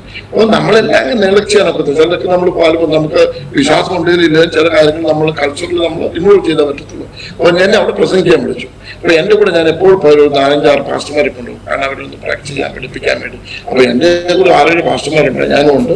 അവർ ആദ്യമായിട്ട് നമുക്ക് ആ മീൽ തന്നു. അവിടെ സെയിം തന്നെ സംഭവിച്ചു. മീൽ തന്നു, ആഹാരം ഇങ്ങനെ വിളമ്പി വെച്ചു. ആ ചിക്കൻ തരിക എന്ന് പറഞ്ഞാൽ അന്നത്തെ കാലത്ത് അത് ബെസ്റ്റ് മീലാണ്, അത് സ്ഥാനം കിട്ടത്തില്ല. അതുപോലുള്ളവർക്ക് അത് ഉണ്ടാക്കത്തുള്ളൂ, കാരണം അന്നത്തെ കാലം അത് വലുതാണ് വില്ലേജിനെ സംബന്ധിച്ചോളം. അപ്പം അവരെ സംബന്ധിച്ചോളം അവരിങ്ങനെ തന്നുകൊണ്ട് ഞങ്ങൾ ആഹാരം കഴിക്കാൻ നോക്കുമ്പോൾ ഞാൻ ഒരു കഷ്ടം എടുത്ത് ഒരു കഷ്ടം കൂടെ വരുന്നു. നോക്കിപ്പോയാ വലിയൊരു മുടി ഇങ്ങനെ കോർത്തെടുക്കാം. ഇത് എൻ്റെ അടുത്തിരിക്കുന്ന ഭാഷമാരെല്ലാം കണ്ടു. അപ്പൊ എനിക്ക് പറഞ്ഞ ഇമ്മാര് ആണെന്നുണ്ടെന്ന് പിടികിട്ടി. ഇപ്പൊ ഞാനത് തിന്നാതെ പോയാൽ അതിക്കുള്ള ഫാമിലിക്ക് അപമാനവും ഇല്ല, അതോടുകൂടി മറ്റുള്ളവരും അവിടെ വളരെ കുറച്ച് കാണുകയും ചെയ്യും. അപ്പം ഫാമിലിക്ക് അപമാനം വരരുത്. അതുപോലെ പാസ്റ്റർമാർ എന്നെ നോക്കുക, അവർക്ക് ലെസനാണ് എന്ന് കണ്ടിട്ട് ഞാനിതൊന്നും സംഭവിക്കാത്ത രീതിയിൽ ആ മുടി ഓരോന്നോരോന്ന് കഷ്ണം മാറ്റി മുടി എടുത്ത് വളരെ കാണിച്ചു. അത് മൊത്തം ഞാൻ അവിടെ ഇരുന്ന് കഴിച്ചു. കഴിക്കേണ്ടി വന്നു. കഴിച്ചില്ലെങ്കിൽ അന്നോടുകൂടി ആ ഭാവന അവിടെ ഉള്ളവരെല്ലാം പലതും പറയും. അത് നമുക്കറിയാം, അവർക്കത് വലിയൊരു അപമാനമായി തീരും. അത് കഴിച്ചിട്ട് ഞാൻ പാസ്റ്റർ അന്ന് ഞാൻ തിരിച്ചു വരുമ്പോൾ എൻ്റെ ജീപ്പിൽ നിന്ന് പാസ്റ്റർമാരെ ചോദിച്ചു, സാർ അത് എങ്ങനെ കഴിച്ചു എന്ന് ചോദിച്ചു. അവരെന്നോട് ഇങ്ങോട്ട് ചോദിച്ചു, കൊടുക്കാനായിട്ട് പോലും. ഞാൻ പറഞ്ഞത് ഇങ്ങനെ ചില അനുഭവങ്ങള് ഭയങ്കര പ്രയാസമാണ്. അതുപോലെ ഇവിടെ ചില വീടുകളൊക്കെയും നമ്മള് അവരോട് ചെല്ലാന്ന് പറഞ്ഞ് ചെന്നില്ല, പ്രത്യേകിച്ചും ഈ കാസ്റ്റ് പ്രോബ്ലം ഉള്ളതുകൊണ്ട്. ഒരേ വില്ലേജിലാണ് ഞാൻ കാസ്റ്റ് പ്രോബ്ലം പറഞ്ഞാൽ വിശ്വസിക്കില്ല സിസ്റ്ററെ. അന്ന് നമ്മുടെ ചർച്ചിന്റെ ഇവിടെ പ്രാരംഭത്തില് ഞങ്ങള് വലിയൊരു ഷെഡായിരുന്നു. അതുകൊണ്ട് ആൾക്കാർ വരും, വിശ്വാസികള്. ഈ വിശ്വാസികള് ഒരാൾ ഈ സൈഡിരുന്ന മറ്റൊരാളുടെ ആ കോണിലിരിക്കും. ആ കോണിലേക്ക് ഇദ്ദേഹം പോയി കഴിഞ്ഞാൽ അന്നേരം ആ കോണിലിരിക്കുന്നത് ഈ കോണിൽ വരും. കാരണം ആരും അടുത്തിരിക്കത്തില്ല. അതൊന്നും എനിക്കിത് പിടികിട്ടുന്നില്ല. ഒരു മിനിമം ഒരു 5 വർഷമേലും എടുത്തു ഈ കാസ്റ്റിനെതിരായിട്ട് പ്രസംഗിച്ച് അവരെ പഠിപ്പിച്ചെടുക്കാൻ. ഇന്ന് കാസ്റ്റ് എന്ന് പറഞ്ഞാൽ നമ്മുടെ ക്യാമ്പസ് സംസാരിക്കത്തില്ല, അതിനെ അനുവദിക്കത്തില്ല. പക്ഷേ ഗവൺമെന്റ് അതിനെ പ്രൊമോട്ട് ചെയ്യുന്നുണ്ട്. കാരണം ഇവിടുത്തെ എല്ലാ സപ്പോർട്ടും ഹെൽപ്പും എല്ലാം കാസ്റ്റ് ബേസ്ഡ് ആണെന്ന് അറിയാമല്ലോ. ഇവൻ സ്കൂളിൽ പോലും കാസ്റ്റ് കാണിക്കും. ആദ്യത്തെ കാലത്ത് ഞങ്ങൾ സ്കൂളിൽ നിന്ന് കാണിക്കത്തില്ലായിരുന്നു. അവരുടെ കാസ്റ്റ് കാണിക്കുന്ന ഒരു കോളം തന്നെ ഉണ്ട്, കാണിച്ചേ പറ്റത്തുള്ളൂ. കോൺസ്റ്റിറ്റ്യൂഷനായി നമുക്കൊന്നും ചെയ്യാനൊക്കത്തില്ല. ഇപ്പൊ ഞാൻ പറഞ്ഞത് വിശ്വാസികളുടെ ഏതെങ്കിലും കാസ്റ്റ് ഫീലിംഗ് കളയാൻ ഭയങ്കര കഷ്ടം. പക്ഷെ ഇന്നും ഇല്ല കേട്ടോ, വളരെ പ്രയാസമാണ്. അനേക ചർച്ചകളിൽ കാസ്റ്റ് വലിയൊരു ഇഷ്യൂ ആയിട്ട് ഇപ്പോഴും ഉണ്ട് ഇവിടെ. പക്ഷെ അങ്ങനെ മുമ്പോട്ട് പോയിക്കൊണ്ടിരിക്കുന്ന ഒരു കാലത്ത് ഞങ്ങള് കാര്യങ്ങളെല്ലാം ഭംഗിയായി. അപ്പൊ നമുക്കൊരു 38-40 കുഞ്ഞുങ്ങൾ ഞങ്ങളുടെ ഓർഫനേജിലായി അന്ന്. അപ്പൊ ഇന്നിപ്പോ ദേവര നമുക്കൊരു 137 കുഞ്ഞുങ്ങളുണ്ട് നമ്മുടെ ഓർഫനേജിൽ.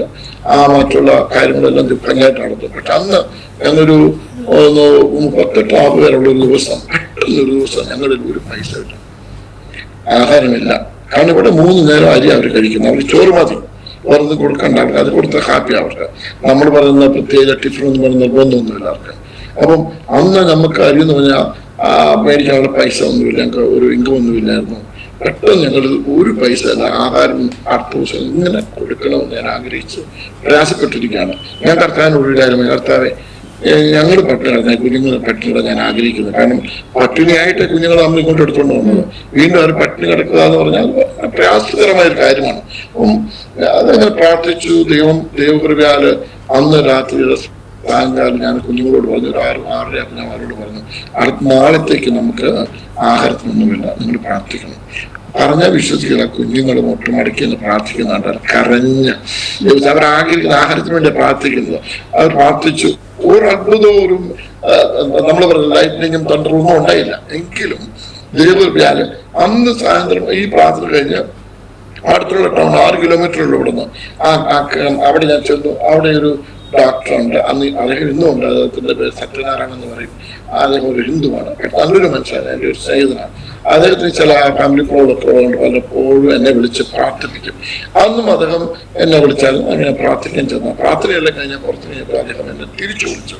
അത് ആദ്യമായിട്ട് ഇന്നത് ചെയ്തിട്ടുള്ള കാര്യം എന്നോട് പറഞ്ഞു, ഫാസ്റ്റ് പ്രാർത്ഥിച്ചുകൊണ്ടിരുന്നപ്പോൾ എൻ്റെ ഉള്ളിലൊരു ആഗ്രഹം. കാരണം എൻ്റെ ആഗ്രഹം ഈ വരുന്ന വ്യാഴാഴ്ച എൻ്റെ ഫാദറിന്റെ ബർത്ത്ഡേ. സാധാരണ എൻ്റെ ഫാദറിന്റെ ബർത്ത്ഡേക്ക് ഞാൻ സാധാരണ ഞാൻ കൂട്ടുകാരുമായിട്ട് വിശാഖപട്ടണത്ത് പോയി അടിച്ചു പൊളിച്ചിങ്ങ് വരത്തുള്ളൂ, കാശൊക്കെ മുടക്കും, അച്ഛനെ കണ്ടു വരത്തുള്ളൂ, കുടിക്കും. പക്ഷെ പാസ്റ്റ് പ്രാർത്ഥന എൻ്റെ ഉള്ളിലൊരു ആഗ്രഹം, ഈ വ്യാഴാഴ്ച ഞാൻ പാസ്റ്റിന്റെ പിള്ളേർക്ക് നല്ലൊരു ആഹാരം കൊടുക്കട്ടെ ചോദിച്ചു. ആ മനുഷ്യൻ അന്ന് വരെ ചോദിച്ചിട്ടില്ല, അത് കഴിഞ്ഞ് ചോദിച്ചിട്ടില്ല. അവൻ നല്ല കാര്യം എന്ന് പറഞ്ഞു. അപ്പൊ എന്റെ ഉള്ളിൽ വരുന്ന അന്നേരം എനിക്ക് ഉള്ളിൽ മനസ്സിലായി കർത്താവ് ഇവിടെ പ്രവർത്തിക്കാനുള്ളത്. അപ്പം അത് എന്നോട് എത്ര പറഞ്ഞാൽ ഇത്ര രൂപ എന്ന് പറഞ്ഞു. അതിനെ ഞാൻ ചോദിക്കുന്നതിനേക്കാളും ഡബിൾ പണം എൻ്റെ ഇതിലേക്ക് വേണം. എന്നോട് പറഞ്ഞു, ഇതിന്റെ പക്ഷെ നല്ല ക്യാഷ് ആയിട്ട് തന്നു. അതെനിക്ക് ഭയങ്കരമായിട്ട് ദൈവം പ്രവർത്തിച്ചു. ഒരു ഹിന്ദു മുഖാന്തരം ഞങ്ങളുടെ കുഞ്ഞുങ്ങൾ അടുത്ത ലോട്ട് ഓഫ് മണി വരുവോളം അവരെ പട്ടിണി കിടത്താതെ ദൈവം അത്ഭുതകരമായിട്ട് നടത്തി. അതുപോലെ തന്നെ വേറൊരു നമ്മള് പാസ്റ്റർ ജോർജ് മുള്ളറെ കുറിച്ച് കേട്ടിട്ടുണ്ട്. ജോർജ് മുള്ളറിന്റെ ജോർജ് മുള്ളറിനെ പോലെ ഒരു ചെറിയൊരു അനുഭവം ഞങ്ങൾക്കുണ്ട്. അതിങ്ങനെ ഇതുപോലെ തന്നെ അന്ന് ഒരു 80 കുഞ്ഞുങ്ങളിലുള്ളൊരു സമയമാണ്. ഇതുപോലെ തന്നെ ഞങ്ങൾക്ക് പണമില്ല, ആരും കഴിക്കാൻ മാർഗമില്ല, അത് പ്രയാസപ്പെട്ടിരുന്ന ഒരു കാലത്ത് ഒരു ദിവസം ഞാനിങ്ങനെ വില്ലേജിൽ പോയി മീറ്റിങ്ങിന് അന്ന് ഞാൻ വളരെ പ്രയാസപ്പെട്ട ഇത്രയും പേരെ ഫീഡ് ചെയ്യാൻ എത്രമാത്രം അരി വേണം, എത്രമാത്രം കാശ് വേണം അറിയാമല്ലോ. അപ്പൊ ഇതൊന്നും ഇല്ലാത്തൊരു കാര്യം ഞാൻ പ്രയാസപ്പെട്ടു. അന്ന് എങ്ങനെ കുഞ്ഞുങ്ങൾക്ക് ആഹാരം കൊടുക്കുന്ന പ്രയാസപ്പെട്ടന്ന് ഞാൻ വില്ലേജ് മീറ്റിങ്ങിന് പോയി ഞാൻ തിരിച്ചു വരുമ്പോൾ ഒരു കുഞ്ഞ് രാത്രി 9:30 എൻ്റെ അടുത്ത് ഓടി വന്നിട്ട് പറഞ്ഞു, daddy you have plenty of rice എന്ന് പറഞ്ഞു. ഞാൻ പറഞ്ഞു എവിടാന്ന് പറഞ്ഞു. ചെന്നപ്പോൾ ഞാൻ 100 ബാഗ് റൈസ് ഉണ്ട് ഞങ്ങളുടെ ഈ സ്റ്റോർ റൂമിൽ. ഞാൻ ചോദിച്ചു ആര് കൊണ്ടുവന്ന്, ഒരു ലോറിയിൽ ഒരാൾ കൊണ്ടുവന്ന് ഇറക്കിച്ചു പോയെന്ന്, ഒരു വാനെ കൊണ്ടുവന്ന് ഇറക്കിച്ചു പോയെന്ന്. അപ്പൊ എനിക്ക് പിടികിട്ടില്ല ആരാണ്. അവരോർത്ത് ഞാൻ മേടിച്ചാണ്, ഞാൻ എവിടുന്ന് മേടിക്കുന്നത്, ഞാൻ വില്ലേജ് പാസം കഴിച്ചു വരിക, ഒന്നും സംഭവിച്ചില്ല. അപ്പൊ ഞാൻ പറഞ്ഞേക്കാൻ ദൈവം നന്നായി എടുത്ത് യൂസ് ചെയ്യാൻ പറഞ്ഞു. ഞങ്ങൾ ഒരാഴ്ചത്തോളം ആ അരി യൂസ് ചെയ്തു. അരി യൂസ് ചെയ്തേച്ച് ഒരു ആഴ്ച കഴിഞ്ഞപ്പോൾ ഒരു ദിവസം രാവിലെ ഒരാള് അതിരാവിലെ വന്നു വെല്ലുകൊട്ടി വീടിന്റെ അവിടെ.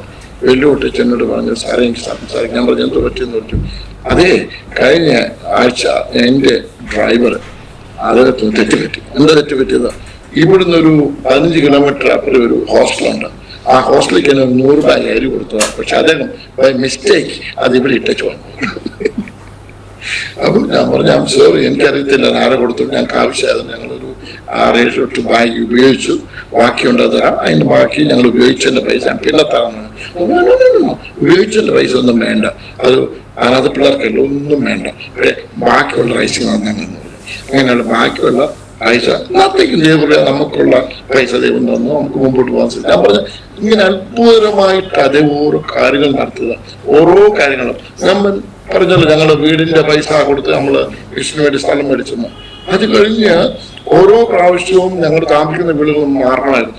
കാരണം ഞങ്ങളുടെ ആ വീട് നമ്മുടെ വീടല്ലല്ലോ. ഹിന്ദുക്കൾ നമ്മളെങ്ങനെ ഈ പ്രാർത്ഥിക്കുമ്പോൾ നമ്മളെ ഇറക്കി വിടും, വേറെ വീട്ടിലേക്ക് പോകും. അപ്പോൾ പലപ്പോഴും ഞങ്ങൾ ആഗ്രഹിച്ചിട്ടുണ്ട്, പ്രത്യേകിച്ച് ഞാനും സംസാരിച്ചിട്ടുണ്ടോ, നമ്മൾ ആ പൈസ എല്ലാം കൊടുത്തല്ലായിരുന്നു നമുക്ക് സ്വന്തമായിട്ടൊരു വീട്. കണ്ടതിലൊക്കെ മനുഷ്യരല്ലേ, ആരും ആവശ്യത്തിൽ പെർഫെക്റ്റ് വരുമ്പോ തമ്മിൽ ഒരു പ്രയാസം വന്നു.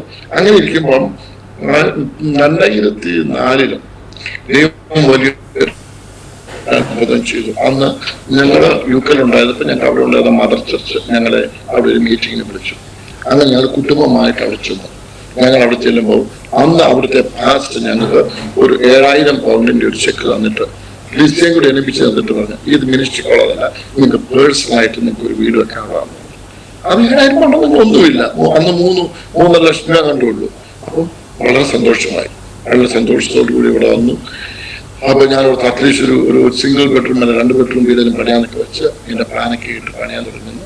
അന്ന് രാത്രിയിൽ ദൈവം എനിക്കൊരു ദർശനം തന്നു. ആ ദർശനത്തിൽ ദൈവം ഒരു വീട് കാണിക്കാണ്. ഞാൻ എന്റെ ജീവിതത്തിൽ ചിന്തിച്ചിട്ട് പോലില്ലാത്തൊരു വീട് ദൈവനെ കാണിക്കുന്നത്. അതിന്റെ സൈസ്, അതിന്റെ പോകുമ്പോൾ എല്ലാം ദൈവനെ കാണിച്ചു. ഇന്നിപ്പോ ഞാൻ സംസാരിക്കുന്ന വീട്ടിലെ സംസാരിക്കുന്നു. വീട് കണ്ട സിസ്റ്റർ വിശ്വസിക്കത്തില്ല. ഞാനൊരു എഞ്ചിനീയർ അല്ല, ഞാനൊരു പാസ്റ്ററാണ്, ഞാനൊരു എഞ്ചിനീയറിംഗ് കോളേജ് പഠിച്ചിട്ടുമില്ല. എന്നാൽ ദൈവം എന്നെ കാണിച്ചാണത്. പിറ്റേ ദിവസം ആ സ്വപ്നം ക്ലിയർ ആയതുകൊണ്ട് ഞാൻ മൊത്തം ഡ്രോ ചെയ്ത് എനിക്കറിയാവുന്ന രീതിയിൽ, പിന്നെ ഡ്രോയിങ് അറിയാവുന്ന ഒരാളുടെ അടുത്ത് ഡ്രോയിങ് ചെയ്തു. അതിന് കണക്ക് കൂട്ടിയപ്പോഴത്തേക്ക് അന്നത്തെ കാലത്ത് ഈ വീട് പണിയുന്ന മിനിമം 80 ലക്ഷം രൂപ. ദൈവം എന്നെ കാണിച്ച ദർശനത്തെ എന്താ കാണിച്ചെന്നറിയാം? ഈ വീട് പണിതു, മനോഹരമായ വീട്. നോർത്തിൽ നിന്നും സൗത്തിൽ നിന്നും ഈസ്റ്റിൽ നിന്നും വെസ്റ്റിൽ നിന്നും അനേക രാജ്യങ്ങൾ ജനങ്ങൾ വരുന്നു പോകുന്നു. വെള്ളക്കാരെ ഇതൊന്നും ദൈവനെ കാണിക്കുക. അപ്പൊ ഞാനോട് ഇത് നടക്കാൻ പോകുന്നൊരു കാര്യമല്ല. നമുക്ക് അവളായിട്ടുള്ള യാതൊരു ബന്ധങ്ങളും ഇവിടെ പോയി വന്നതിന് മാത്രമുള്ള ബന്ധങ്ങളൊന്നുമില്ല. അപ്പം പൈസ ഇത്രയും പൈസ എവിടെ നിന്നുണ്ടാകും? സിസ്റ്റർ പറഞ്ഞ വിഷയത്തിൽ ദൈവം അത്ഭുതമായിട്ട് അനുഗ്രഹിച്ചു. ഞങ്ങൾ ആ 3.5 ലക്ഷം രൂപയ്ക്ക് ഡിഗ് ചെയ്തു. ദൈവം പറഞ്ഞുള്ള വിശ്വാസത്താൽ വീടിന്റെ പണി പറഞ്ഞു. ആരൊന്നും ഒരു പൈസ പോലും ഓഫർ ചെയ്തത് വിശ്വാസം മാത്രം കൈപ്പിടിച്ചുകൊണ്ട് തുടങ്ങിയ പരിപാടിയാണ്. എന്റെ എല്ലാം കൃഷി പരിപാടി എല്ലാം അങ്ങനെയാണ് എല്ലാത്തോടെ തുടങ്ങുന്നത്. അതും അങ്ങനെ തന്നെ തുടങ്ങി 2 ആഴ്ച 3 ആഴ്ച കഴിഞ്ഞപ്പോൾ എനിക്ക് ആൾക്കാർ വിളിക്കാൻ തുടങ്ങി. ഇന്ന് ഈ വീട്ടിലിരിക്കുമ്പം 77 പേരാണ് ഇതിനു വേണ്ടി സ്പോൺസർ പേഴ്സണാലിറ്റി ഞങ്ങൾ ചെയ്തത്. ഞങ്ങൾ ഇത് വീടിന്റെ പണി കഴിയുമ്പോൾ 80 ലക്ഷത്തിൽ 70 ലക്ഷം രൂപയും വേണ്ടി 10 ലക്ഷം രൂപ. ഞാനിത് പറയുന്നതിനെ കേൾക്കുന്ന ദൈവമക്കള് ഒരിക്കലും ദൈവവേലയ്ക്ക് കൊടുക്കും. നിങ്ങൾ ഒരിക്കലും മാർക്കറ്റ് ദൈവം ആർക്കും ഡക്ടറല്ല.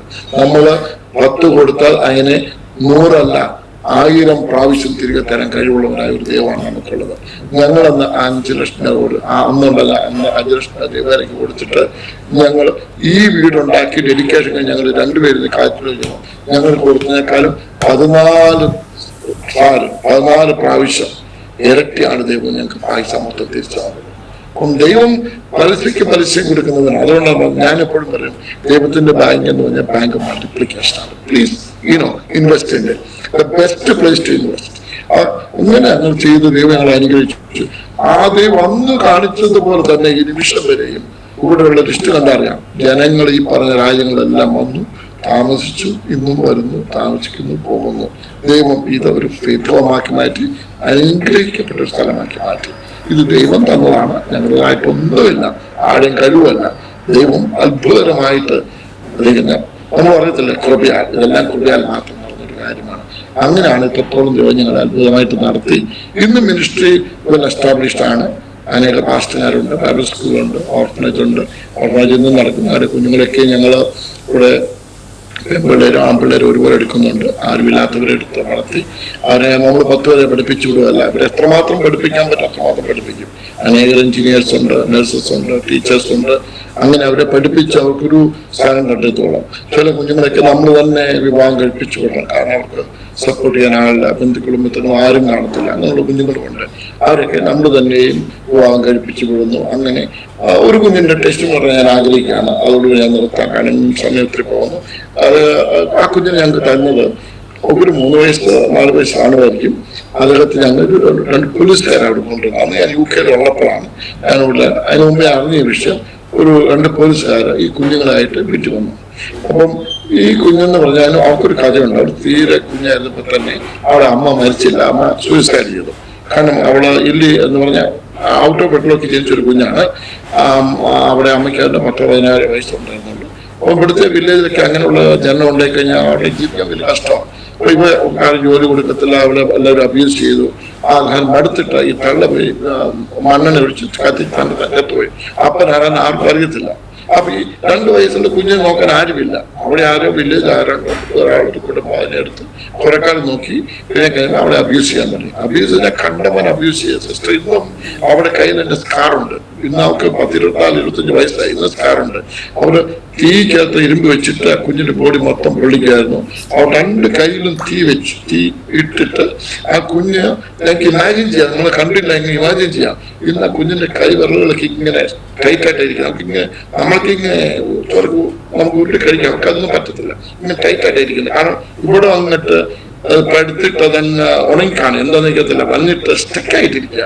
അത് ഓപ്പറേറ്റ് ചെയ്യാമെന്ന് പറഞ്ഞ് ഞങ്ങൾ അന്വേഷിച്ചു. കംപ്ലീറ്റ്ലി ആ കുഞ്ഞിന്റെ 2 കരകളിലും ഓളി ഇതുമായിട്ട് ഇങ്ങനെ നടന്ന് വളരെ നിറകിച്ച് കഷ്ടപ്പെട്ടൊരു കുഞ്ഞാണ്. അപ്പം പോലീസ് ഞങ്ങളുടെ അടുക്ക് കൊണ്ടുവന്ന് അബ്യൂസ് ചെയ്തവരെ എന്തോ അറസ്റ്റ് ചെയ്തൊക്കെ ചെയ്ത് അറിഞ്ഞത്. എനിവേ ഈ കുഞ്ഞെ ഞങ്ങൾക്ക് തന്നേച്ചു പോയി. ഞങ്ങളോട് ഞങ്ങൾക്ക് ആരുമില്ല, ലിറ്ററലി ആരുമില്ല. ബന്ധുക്കളെല്ലാം എത്രയും അവിടെ ജനിച്ചതെന്ന് ഞങ്ങൾക്ക് അറിയത്തില്ല. ഞങ്ങൾ അവർക്കൊരു സാറാന്നൊരു പേര് വിട്ട് ഞങ്ങൾ ആ കുഞ്ഞിനെ നോക്കി. ആദ്യത്തെ ഒരു 3 വർഷക്കാലം ഇവിടെ ആരോട് സംസാരിക്കില്ല. ഭയങ്കര ഒരു ഫ്ലൈറ്റ്, വളരെ പ്രാർത്ഥിച്ചില്ലായിരുന്നു കുഞ്ഞായിരുന്നു. അവളെ ഞങ്ങൾ വളർത്തി വളരെ അനുഗ്രഹിച്ച് ഒരു 3 വർഷം കഴിഞ്ഞ് അവൾ സംസാരിക്കാൻ തുടങ്ങി. ആദ്യമൊക്കെ അവൾ അബ്യൂസീവ് ലാംഗ്വേജ് ഉപയോഗിക്കത്തില്ല, അവൾ കേട്ടിട്ടുള്ളൂ. പക്ഷേ ഇന്ന് മാറി, ഇന്ന് ബാപ്റ്റിസം എടുത്തു, നല്ലൊരു കുഞ്ഞായി മാറി. ഇന്ന് കഴിഞ്ഞ വർഷം ഞങ്ങൾ അവളെ വിവാഹം കഴിപ്പിച്ചു വിട്ടു. നല്ലൊരു ക്രിസ്ത്യൻ ബോയുമായിട്ട് അവർ ഹാപ്പിയായിട്ട് ജീവിക്കുന്നു. ഞാൻ പറഞ്ഞതിന്റെ അർത്ഥം ഇങ്ങനെയുള്ള അനേക കുഞ്ഞുങ്ങളുണ്ട്, അനേക ആൾക്കാരുണ്ട്. കാരണം ഇവിടേക്ക് അനേക കുഞ്ഞുങ്ങളെ ചരിത്രം പറയുവാണെങ്കിൽ അനേക കുഞ്ഞുങ്ങൾ വിൽക്കപ്പെടുന്നുണ്ട്, അനേക കുഞ്ഞുങ്ങളെ കാണാതെ പോകുന്നുണ്ട്. കാണാതെ പോകുന്ന പറഞ്ഞാൽ പേരൻസ് തന്നെ വിൽക്കുന്ന കുഞ്ഞുങ്ങൾ ഒത്തിരി ഉണ്ട്, കാരണം അവർക്ക് നോക്കാൻ പറ്റാഞ്ഞിട്ട്. അങ്ങനെ ഇവിടെ ഉണ്ട്. പ്രത്യേകിച്ചും ഒരു സപ്പോർട്ടിലൊക്കെ അനേകം ഇങ്ങനത്തെ കാര്യങ്ങൾ നടക്കുന്നുണ്ട്. എങ്കിലും അത്രയും പേർക്കെങ്കിലും അങ്ങനെ കൊടുക്കാൻ. കാരണം ഈ ഒരു സൂചനകൾ ഞങ്ങൾക്ക് പ്രചോദനം തന്ന വാക്യമാണ് യാക്കോബിന്റെ പുസ്തകത്തിലെ അതിന്റെ 1:27 പറഞ്ഞിട്ടുണ്ട്. ദ പ്യൂർ റിലിജിയൻ, ദൈവം ആഗ്രഹിക്കുന്ന pure religion is religion that pleases God is the religion that looks after widows and orphans. അങ്ങനെ ആ ഒരു വാക്യമാണ് പ്രചോദനം തന്നത്. ആ വാക്യമാണ് നമ്മുടെ മിഷന്റെ പേര് മേഴ്സി മിഷൻ വെൽഫെയർ സൊസൈറ്റി എന്നാണ്. മേഴ്സി മിഷൻ പേര് എന്റെ ഭാര്യയുടെ പേര് മേഴ്സി ആയിട്ടല്ല, അത് ദൈവത്തിന്റെ വചനത്തിൽ ദൈവം തന്ന വചനമാണ്. അത്തായി അതിന്റെ 9:13 I desire mercy in our sacrifice. ഞാൻ ഇന്നും എന്നെ കേൾക്കുന്ന ദൈവമക്കളോട് പറയുന്ന കാര്യം, നമ്മളെല്ലാം ക്രൈസ്തവരാണ്. നമ്മുടെ ക്രിസ്ത്യൻ ജീവിതത്തിൽ നമ്മൾ പ്രസംഗിക്കാറുണ്ട്, പാട്ട്, ഇതെല്ലാം ഇമ്പോർട്ടൻറ്റ്, വെരി ഇമ്പോർട്ടൻ്റ് ആണ്. ബട്ട് അതുപോലെ ഇമ്പോർട്ടൻ്റ് ആണ് പ്രാക്ടിക്കൽ ക്രിസ്ത്യൻ ലൈഫ്. നമ്മുടെ ജീവിതം മറ്റുള്ളവരെ ടച്ച് ചെയ്യുന്ന ജീവിതമാക്കണം. നമ്മുടെ സ്നേഹത്താലും കരുണയാലും ജനങ്ങളെ ടച്ച് ചെയ്യുന്നില്ല എങ്കിൽ നമ്മുടെ ക്രിസ്ത്യൻ മിനിസ്ട്രിക്ക് യാതൊരു അർത്ഥവുമില്ല. കാരണം കർത്താവിന്റെ മിനിസ്ട്രിയെ കുറിച്ച് നമ്മൾ പഠിക്കുമ്പോൾ ലൂക്കോസിന്റെ 4:18 പറഞ്ഞിരിക്കുന്നത് വളരെ അർത്ഥമാണ്. കർത്താവ് പറഞ്ഞത് I am anointed by the Holy Spirit. കർത്താവ് not only to preach the gospel but also to open the eyes of the blind, to free the prisoners. So there is a practical ministry, അല്ലെ? ഒരു practical ministry ഉണ്ട്. അതിനെക്കുറിച്ച് നമ്മൾ പറയാറില്ല. പലപ്പോഴും നമ്മളെല്ലാം ഭയങ്കര പ്രീച്ചേഴ്സും നമ്മളെല്ലാം അന്യഭാഷ പറയും, ഭയങ്കര ആവശ്യം ഒന്നും അല്ല, ഞാൻ പറയത്തില്ല. അതുപോലെ ആവശ്യമാണ് നമ്മുടെ പ്രാക്ടിക്കൽ ക്രിസ്ത്യൻ ലൈഫ്. നമ്മൾ ദൈവസ്ഥനിൽ നമ്മുടെ ദൈവവചനം പഠിക്കുമ്പോൾ ദൈവവചനം നമ്മളെ പഠിപ്പിക്കുന്നത് നമ്മൾ ക്രിസ്തുവിനെ പോലെ ആകാനാണ്. കർത്താവ് തന്നെ പറഞ്ഞു, ഞാൻ നിങ്ങളെ സ്നേഹിക്കുന്നു, നിങ്ങൾ സ്നേഹിക്കുക. സ്നേഹം, നിങ്ങൾ പരസ്പരം സ്നേഹിക്കുന്നത് കൊണ്ട് നിങ്ങൾ എന്റെ ശിഷ്യന്മാർ എന്നറിയപ്പെടും എന്നുള്ളതാണ്. ആ പരസ്പര സ്നേഹം എന്ന് പറഞ്ഞാൽ വാക്കുകൊണ്ടല്ലല്ലോ, അത് പ്രവൃത്തിയിലല്ലോ, അല്ലയോ? നമ്മൾ സ്നേഹിക്കും, നമ്മളെല്ലാം സ്നേഹത്തെ കുറിച്ച് പ്രസംഗിക്കുന്നവരാണ്. കാണുമ്പോൾ പ്രാർത്ഥിക്കാന്ന് പറയുന്നതല്ല, യഥാർത്ഥമായിട്ട് പ്രാർത്ഥിക്കുക. അല്ലെങ്കിൽ ജനങ്ങളുടെ കഷ്ടത അറിഞ്ഞ്, ദൈവമക്കളുടെ കഷ്ടത അറിഞ്ഞ് നമ്മളെ കൈനീട്ടി അവരെ സഹായിക്കുക. അത് ദൈവമക്കളെ മാത്രമല്ല, മറ്റുള്ളവരെ കർത്താവിന്റെ അടുക്കൽ വന്ന വിശ്വാസികളെല്ലാം കർത്താവ് സൗഖ്യമാക്കിയത്. എല്ലാവരെയും സൗഖ്യമായി, ഭാവികളെയും എല്ലാം ഉപേക്ഷിക്കപ്പെട്ടവരെയും വീട് നഷ്ടപ്പെട്ടവരെയും ആരുമില്ലാത്തവരെയും സ്നേഹിച്ചവനാണ് ദൈവം നമുക്കുള്ള. ആ ക്രിസ്തുവിന്റെ സ്നേഹം ഇന്ന് നമ്മളിൽ വെളിപ്പെടണമെന്നാണ് എൻ്റെ ആഗ്രഹം. ദൈവസഭ അത് ചെയ്യുമ്പോൾ ഞാൻ പറയാം, തീർച്ചയായിട്ടും നമ്മൾ ഉദ്ദേശിക്കുന്ന പോലെ അനേക കാര്യങ്ങൾ കർത്താവിന്റെ അടുക്കലേക്ക് കടന്നു വരും. അത് ഞങ്ങൾ കണ്ടവരാണ്. ഈ കൊറോണയുടെ സമയത്ത് ദൈവം ഈ മിഷനെ കണ്ടെന്നാൽ ഉപയോഗിച്ചു. വിശ്വാസത്താൽ ഞങ്ങളുടെ ഫീഡിംഗ് പ്രോഗ്രാം തുടങ്ങിയതാണ്. ഞങ്ങൾക്ക് ഉണ്ടായിരുന്ന ഉള്ള കാര്യങ്ങൾ അത് വളർത്തി ഞങ്ങൾ ആയിരക്കണക്കിന് ആൾക്കാരെ വലിയ അഡോപ്റ്റ് ചെയ്യാൻ, അതുപോലെ തന്നെ Christian community, leprosy colony, beggars colony, അങ്ങനെ ആരും ഇല്ലാതെ പട്ടിണി കടന്ന് മരിക്കുന്ന ജനങ്ങളെ ഫീഡ് ചെയ്യാൻ മാസങ്ങൾ, അതുപോലെ തന്നെ ഒരു 150 പാസ്റ്റർമാരെ അവിടെ കഷ്ടത ആ കൊറോണ സമയത്ത് മാസങ്ങൾ ഫീഡ് ചെയ്യാൻ ചെയ്ത് ദൈവം ഞങ്ങളെ സഹായിച്ചു. അപ്പം ദൈവം, എൻ്റെ വിശ്വാസം, ദൈവം നമ്മളെ ആക്കി വെച്ചിരിക്കുന്നത് കർത്താവിന് വേണ്ടി ഒരു ഇൻഫ്ലുവൻസ് ആകാനാണ്. കർത്താവിന് വേണ്ടി ഇൻഫ്ലുവൻസ് എങ്ങനെയാകുന്നത്? നമ്മൾ സൂട്ടും ബോട്ടും ധരിച്ച് നമ്മള് സ്റ്റേജ് പ്രസംഗിച്ചുകൊണ്ട് മാത്രമായി അത് വിശ്വസിക്കുന്ന ഒരു വ്യക്തിയല്ല. ദൈവനുള്ള എല്ലാം ഞാൻ സിസ്റ്റർ കൊല്ലായിട്ട് പറയാണ്, ലോകത്തിലെ എല്ലാ കൗണ്ടിലും സഞ്ചരിച്ചിട്ടുണ്ട്, അനേക രാജ്യങ്ങൾ സഞ്ചരിക്കുന്ന ഒരു വ്യക്തിയാണ്. പക്ഷേ എന്റെ യഥാർത്ഥ മിനിസ്ട്രി എന്ന് പറഞ്ഞ ഇവിടാണ്. ദൈവജനത്തോടുള്ളത്, ജനത്തോട് ചേർന്ന് ജീവിക്കുക, അവിടെ കഷ്ടതകൾ അറിയുക, അവിടെ വേദനകൾ അറിയുക, അവിടെ പ്രയാസങ്ങൾ അവരോട് ഒരു ആശ്വാസമായി തീരുക. ഇതൊന്നും നമ്മൾ ചെയ്യുന്നില്ല എങ്കിൽ നമ്മുടെ ക്രൈസ്തവ ജീവിതം എന്ന് പറയുന്നത് തന്നെ വേസ്റ്റ് ആണെന്ന് കാണും. ദൈവം ആഗ്രഹിക്കുന്നതാണ് ക്രിസ്തുവിനെ പോലെ ആകാൻ. അതായത് ദൈവം നമ്മളെല്ലാവരും അനുഗ്രഹിക്കട്ടെ എന്നാണ് എൻ്റെ പ്രാർത്ഥന. ഇതിന്റെ ചുരുക്കാണ്. കാരണം ഇനിയും പറയാൻ ആഗ്രഹിക്കുന്ന എൻ്റെ സമയം കഴിഞ്ഞു. ഞാൻ 1 മണിക്കൂർ 7 മിനിറ്റ് എടുത്തുള്ളൂ, അത് മതി. കാരണം എന്നെ കേൾക്കുന്നവരെല്ലാവരും മിനിസ്ട്രിക്ക് വേണ്ടി പ്രാർത്ഥിക്കണം, എൻ്റെ കുടുംബത്തിന് വേണ്ടി പ്രാർത്ഥിക്കണം. ഞങ്ങളുടെ മിനിസ്ട്രി ഞങ്ങൾ വിസിറ്റ് ചെയ്യാൻ സിസ്റ്റർ അടക്കം ഞങ്ങൾ വിളിക്കുകയാണ്. വാ അന്ന് കാണുക ഞങ്ങൾ ചെയ്യുന്നത്. ഞങ്ങളോട് ചേർന്ന് വർക്ക് ചെയ്യാൻ ഓപ്പർച്യൂണിറ്റി ഉണ്ട്. നിങ്ങളുടെ ചർച്ചകളിൽ നിന്ന് ഗ്രൂപ്പായിട്ട് ആൾക്കാരെ വിടാം, സ്വീകരിക്കുന്നുണ്ട്. അനേക മിഷൻസ് വരുന്നുണ്ട്. ഞങ്ങളോട് ചേർന്ന് വർക്ക് ചെയ്യാം. ഞങ്ങൾ ഈ പറഞ്ഞ സ്ഥലങ്ങളിലൊക്കെ കൊണ്ടുപോകാം, കാണിക്കാം. യഥാർത്ഥമായി ജനങ്ങളോട് ചേർന്ന് വർക്ക് ചെയ്ത് അവർക്ക് വലിയൊരു അനുഗ്രഹമായി തീരാം. ദൈവം അങ്ങനെ എല്ലാവരും അനുഗ്രഹിക്കട്ടെ. അങ്ങനെ ഈ സമയം തന്നതിനായി സ്റ്റേവിക്ക് പ്രത്യേകമായ സന്തോഷവും വന്ദനം പറയാണ്. നിങ്ങളെ അനുഗ്രഹിക്കട്ടെ, മിനിസ്ട്രി മുമ്പോട്ട് കൊണ്ടുപോകാൻ സഹായിക്കട്ടെ. എല്ലാവരെയും അനുഗ്രഹിക്കും. ഒക്കെ എന്റെ മലയാളത്തിൽ ചില കുറവുകളൊക്കെ നിങ്ങൾ കണ്ടിട്ട് കാണാം, ക്ഷമിക്കുക. കാരണം അങ്ങനെയാണ്. കാരണം എനിക്ക് 43 വർഷം ഞാൻ കേരളത്തിലില്ല, ഞാൻ ഒരു മലയാളം ചർച്ചയുടെ ഭാഷയായിട്ട് ഇരുന്നിട്ടില്ല. എന്നാലും ഇത്രയും ദൂരം നിങ്ങൾ സംസാരിക്കാൻ സഹായിച്ചതിനായി ദൈവത്തെ ഞാൻ സ്തുതിക്കുന്നു, അനുഗ്രഹിക്കുന്നു. നമുക്കൊന്ന് പ്രാർത്ഥിക്കാം. കർത്താവ് ഞങ്ങളുടെ വിശ്വസ്തമായ സ്തുതിക്കുന്ന നല്ല പിതാവേ, നന്ദിയോടെ സ്തുതിക്കുന്ന, നന്ദിയോടെ വാർത്തയും ചെയ്യുന്നു. ഞങ്ങൾക്ക് മനോഹരമായ ഒരു സമയം തന്നതിനായി സ്തോത്രം. ഇന്ന് പകൽക്കാലം കർത്താവെ സ്തോത്രം. പ്രഭാതത്തില് നിന്റെ സ്ഥലിൽ കർത്താവിന്റെ വനം കേട്ട് എല്ലാവരും ഞാൻ അനുഗ്രഹിക്കുന്നത് പ്രാർത്ഥിക്കുന്നു. സാക്ഷി ആദരം ഒരു ജീവിതമെങ്കിലും അനുഗ്രഹിക്കപ്പെടുന്നത്, ഒരു ജീവിതം കൊണ്ട് കർത്താവെ സ്തോത്രം ടച്ചാവുന്നെങ്കിൽ ഞാൻ വളരെ സന്തോഷമുള്ളതാണ്. കർത്താവിനോട് സംസാരിക്കണം, അനുഗ്രഹിക്കണം, ക്രിസ്തുവിന് വേണ്ടി ജീവിപ്പാൻ, കർത്താവ് പരിപൂർണമായ ദൈവത്തിന് വേണ്ടി സമർപ്പിക്കുവാൻ, കർത്താവിനെ നോക്കി യാത്രയിൽ ആവശ്യം കൊടുക്കണേ. പ്രയാസത്തിലായിരിക്കുന്നതിന് ണമേ, കഷ്ടത്തിലായിരിക്കുന്നവരെ സഹായിക്കണമേ. സ്തോത്രം. ആരോഗ്യപരമായി ശരീരമായി പ്രയാസത്തിലായിരിക്കുന്നവർക്ക് സൗഖ്യം കൊടുക്കണമെന്ന് പ്രാർത്ഥിക്കുന്നു. ദൈവത്തിന്റെ കരുണയും ദൈവത്തിന്റെ സ്നേഹവും അനുഭവിക്കുന്നവരും അത് പകരുന്നവരുമായി തീരുമാനിക്കണം. എല്ലാവർക്കും ഇടയ്ക്ക് തീർക്കണമെന്ന് പ്രാർത്ഥിക്കുന്നു. ക്രിസ്തുവിനെ കർത്താവ് ഈ ലോകത്തെ കർത്താവ് റിപ്രസെന്റീവൻ ആവശ്യമുള്ള അതിനെ കേട്ടുള്ളവർക്കും കൊടുക്കണമെന്ന് പ്രാർത്ഥിക്കുന്നു. കുടുംബങ്ങൾ അനുഗ്രഹിച്ചാട്ടെ, വ്യക്തിഗതങ്ങൾ അനുഗ്രഹിച്ചാട്ടെ, എന്റെ മിനിസ്റ്റർ അനുഗ്രഹിച്ചാട്ടെ. ദൈവനാമത്തിൽ മഹത്വം എടുക്കണം. യേശുവിന്റെ നാമത്തിൽ പിതാവേ കേൾക്കുമാറാകണമേ. ആമേൻ. ആമേൻ. ആമേൻ. ആമേൻ. ഓക്കെ, താങ്ക് യു ദേവദാസിനെ. കർത്താവ് സഹായിക്കട്ടെ.